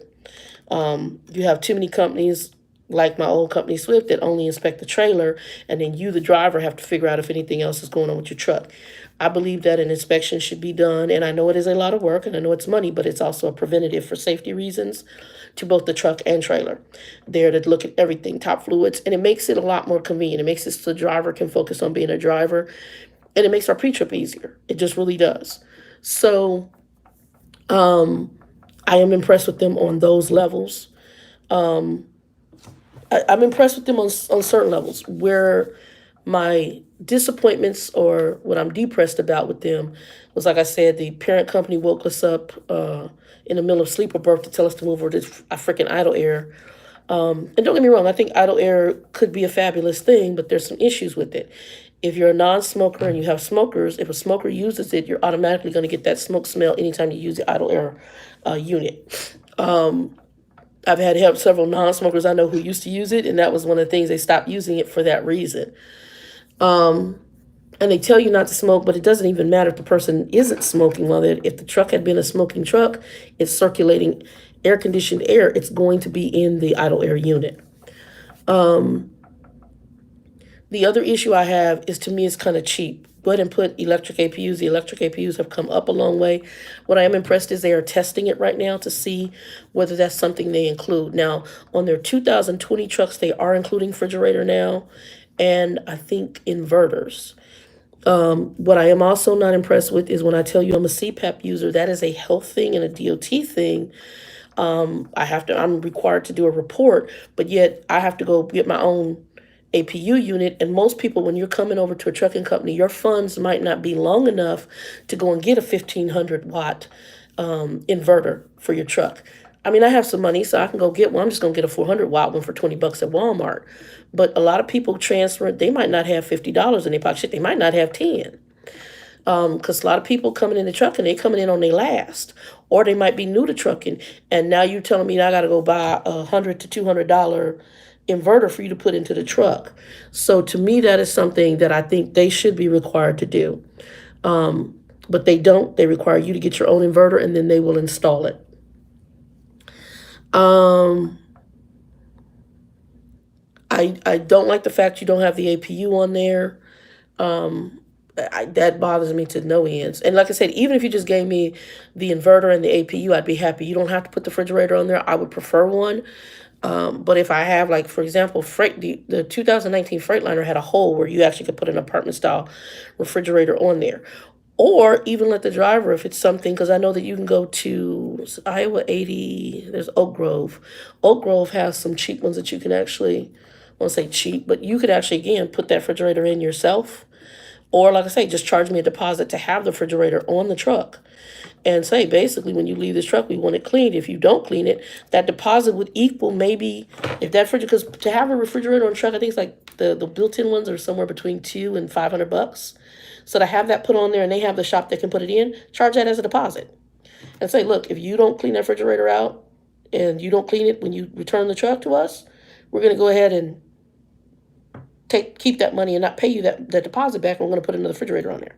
So you have the money sitting in an account where they can replace the refrigerator if necessary. Otherwise, clean the refrigerator, take pictures of the truck, or let the people do the inspection before you leave the company, make sure the truck is in order, get something signed off. That way you get your refund back, just like an apartment complex. What do? They come in, they look at the apartment. If it's in order, they usually tell you, or they have a check sheet, and they're telling you what they're going to refund you and what you're not. Bam.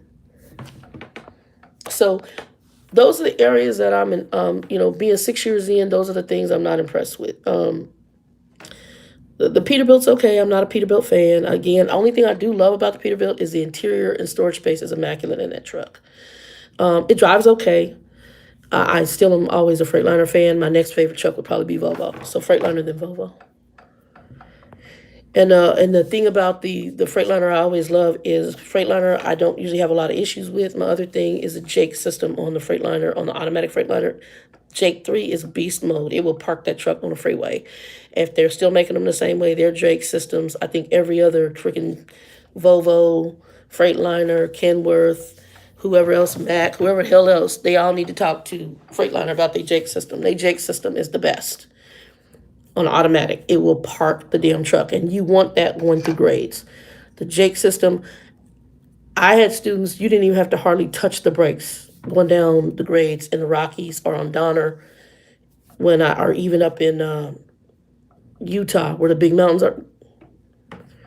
You get that right. The same gear you go up, come down in that gear, one gear less, maybe sometimes one gear higher. And I had my students just put their foot on the floor and hold the wheel. Every so often, they might have to take it and slow it down for a second.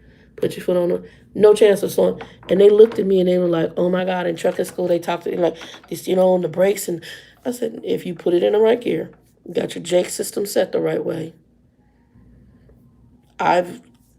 you might have to touch them 2 or 3 times, if that.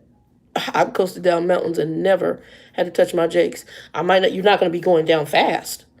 And so if I go up with hazards on, I go up with hazards down.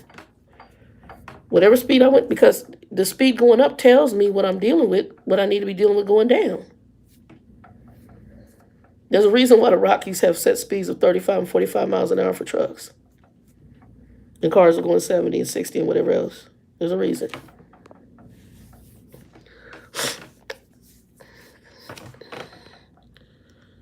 Crystal, my day's going good. Hello.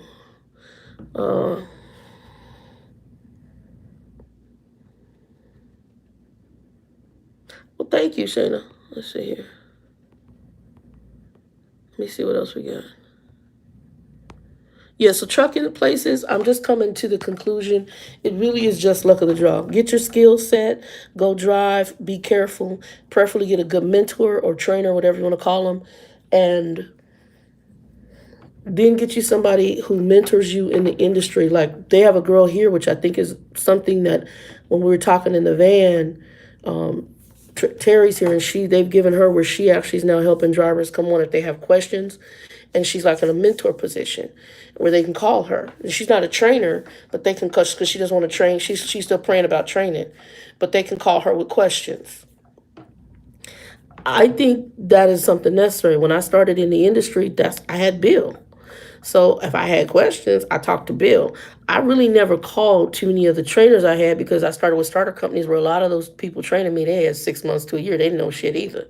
So if I had big questions, a lot of the, I think, old school skills I learned, I got from Bill. Bill's the one who gave me the philosophy of how to drive a mountain.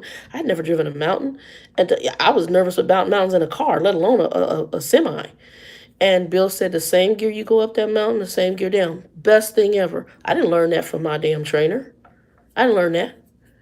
Matter of fact, most people take the mountains down too fast in trucks. I watch them. The testosterone cowboys going down the mountain. And then when you lose your brakes, I've seen brakes burn out. Me and the student who almost hit the car, we went by a truck up in Donner. His brakes, he didn't even know his brakes were smoking. I said, get past him. Because what y'all don't understand, brakes can also catch tires on fire. He was burning out his brakes. His brakes were smoking.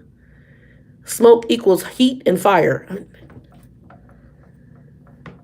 My driver manager at Swift, she had told me she had one driver.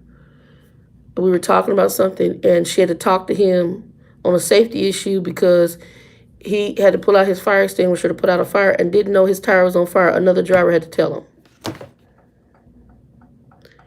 That means you ain't looking at your right and left mirrors. I can't. It's crazy as hell. I said, he ain't looking at his damn mirrors. So all he doing is looking forward.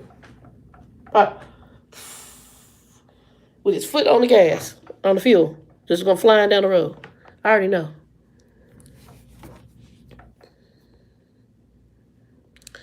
Crystal, I'm going to pray on it. It's something I've been thinking about. I've had several people on here say that to me. I'll be sitting down with Nikki when I get home time. Nikki, I'll be back in Phoenix sometime in August. And I'll be sitting down with her. Because she went through trying to do the authority. And I don't think there's something she can't do. I think that she has to have the right circumstances because the baby is smart as hell. And I talked to her. I'm so impressed with that baby. It's not even funny. But she went through some ups and downs in it. And I think the downs kind of set her back to where she might not want to take that step. But I can use that wisdom. And then that would be somebody I would definitely want to bridge into partnering or somehow bringing into a company. Right now, I got to get my own finances straight. That's really what I got to do to make the right steps. And I think the more I think about it, I think it would be good to see a primarily, and please, none of y'all take this in the wrong way, a company owned by somebody of an African American descent. I don't know of any major trucking company owned by any of us. I mean, you've got some small companies that are owned, like dump truck companies owned by African American women.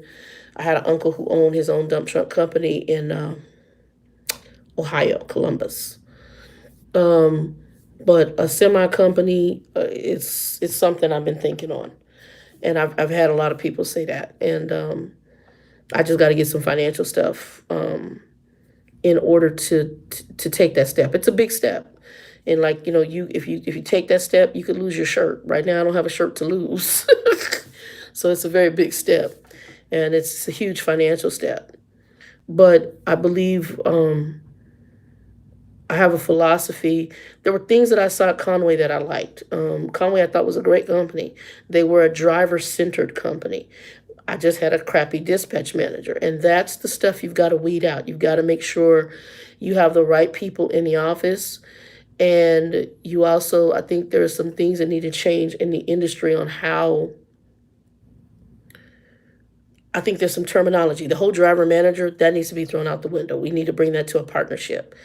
And we need to create a culture in which that is understood between the driver as well as the former driver manager to understand this is a partnership. For you to be successful, I got to be successful. So we got to partner together to get this damn thing done. I want money in my pocket to send home or to save up to do whatever your dreams, visions, goals are, to take care of your family, whatever. You want money to take home so you can take care of what you need to out of this office. When you leave here, you got bills to pay. You got families. We don't know what they're dealing with. I don't know.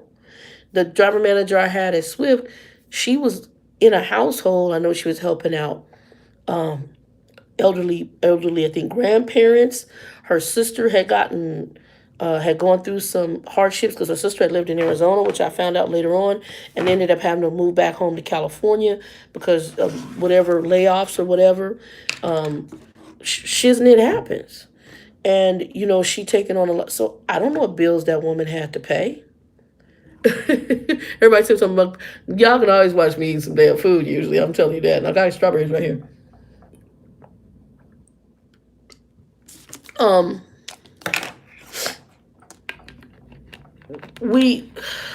do I put this?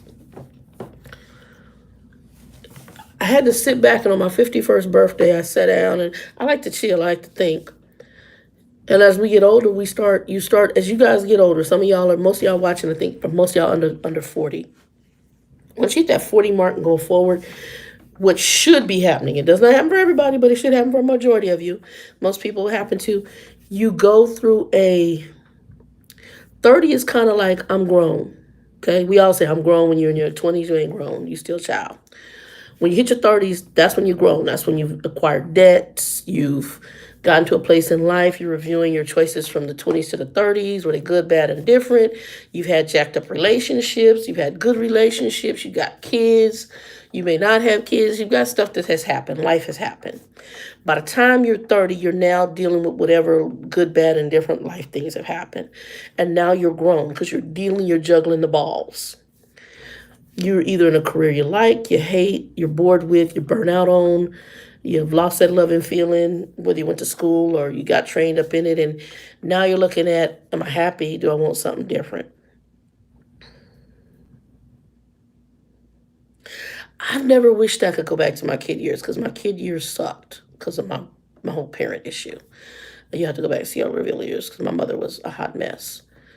I wish I could go back to my 20s though and make some changes. So I do agree there. I would like to go back. But it's okay. Everything happens for a reason. You then hit your 40s, and your 40s are really now, who am I? Where do I want to go? Am I happy where I'm at? And you're getting ready to hit what's called the midlife crisis. What midlife crisis is, you now realize you're looking at casket years, okay? Because 40 plus, and I'm just going to be real, from 40 plus, you could hit the casket, okay? That's when all of the things start happening. Your body starts changing. Your aging starts happening.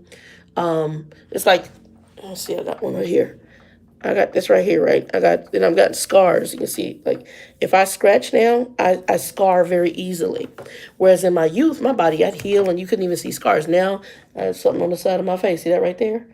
If y'all notice, most of my skin, I don't have any pimples. This was a hair bump of some sort, one of my whiskers. Kept rubbing it, pulling, trying to get the hair out. And now it has created a scar. I don't heal like I used to heal. My body scars now because I'm 40 plus and the body is preparing for those. It's going towards casket years. I'm being real. It's just the reality of life. And you're now looking at life through a whole different set of glasses. We're going to end this here in a minute because it's long. An entirely different set of glasses. So now you're trying to figure out, what do I want to do to retirement? Okay. I made the leap to trucking. I used to get on the freeway, go to a corporate job, which I made very good money at, and hated it. I remember pulling in the parking lot and calling out sick and turning around and going home. Wasn't a bad company. I just didn't like what I was doing anymore. Met some wonderful people. Didn't like what I was doing anymore.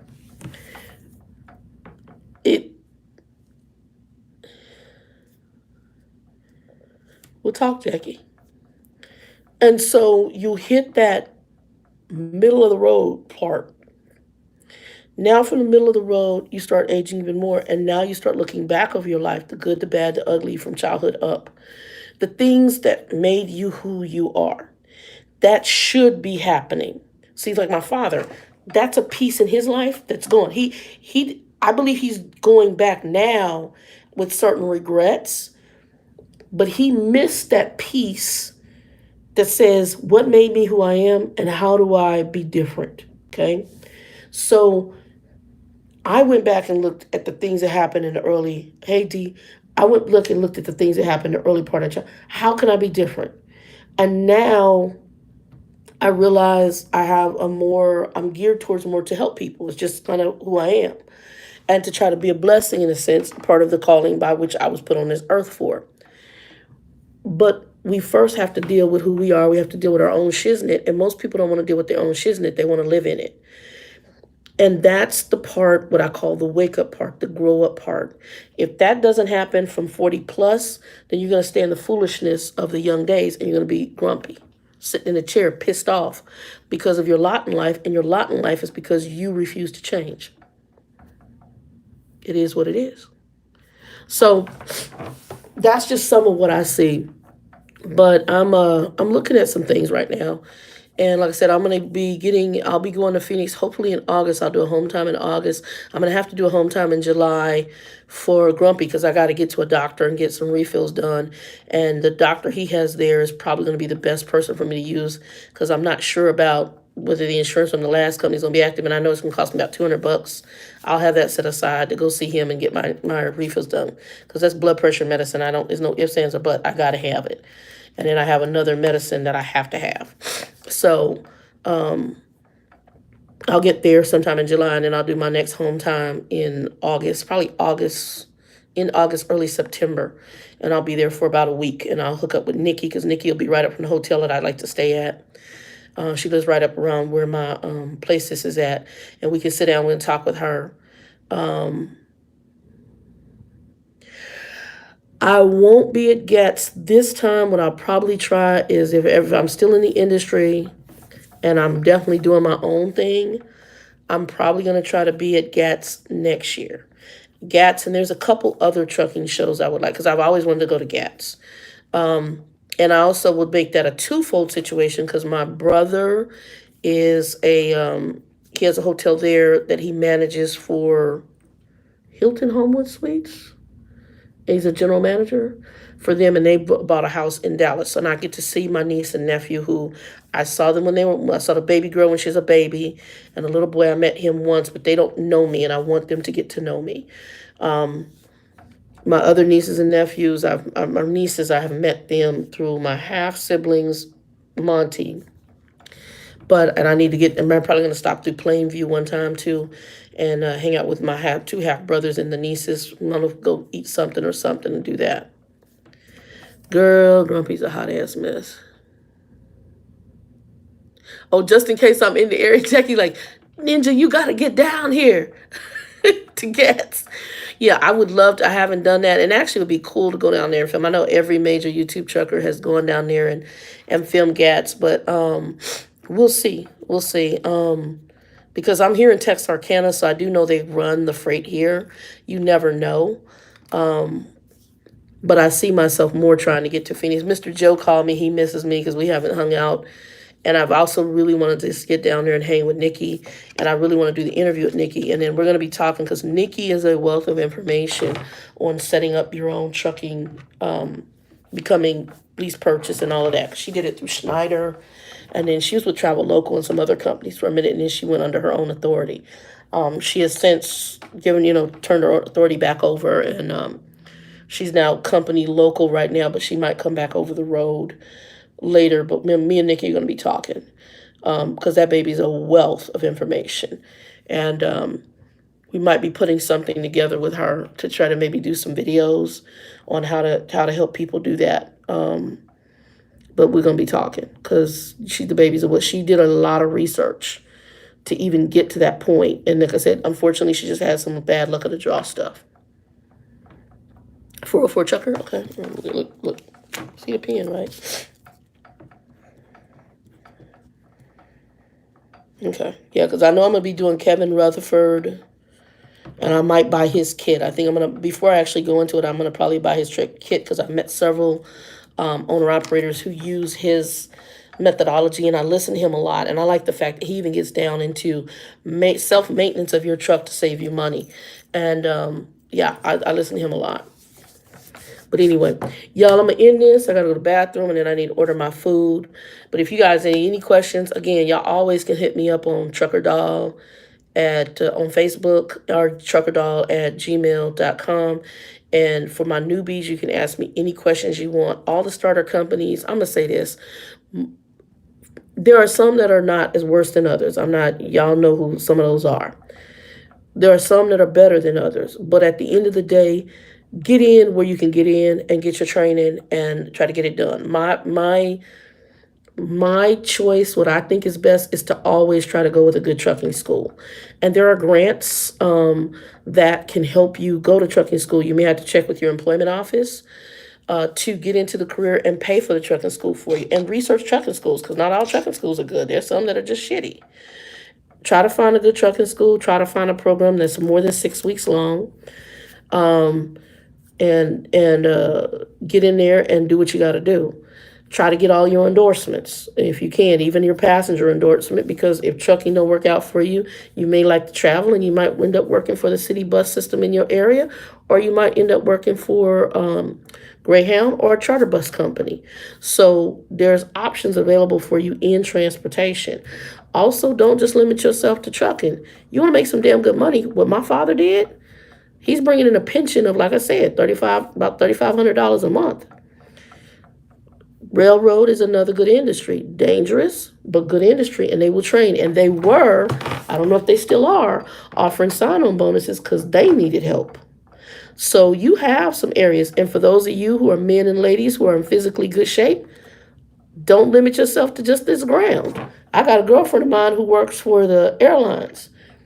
Now, I'm not trying to say that your car that you drive is an indicator of, some people get cars because they fancy, but the girl could go out and buy herself an Audi, a nice Audi, because she's bringing in the right kind of income. She started back in the banking when I was in my 20s, so she had to be a lot younger than me, but I was in my mid 20s.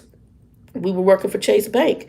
She ended up becoming a flight attendant for Continental Airlines, which is now owned by United, and she's still flying, making very good money. And she doesn't own any property right now. She lives out of crash pads, stacking her dollars and paying bills and getting ready to try to find where she's going to spend her retirement years.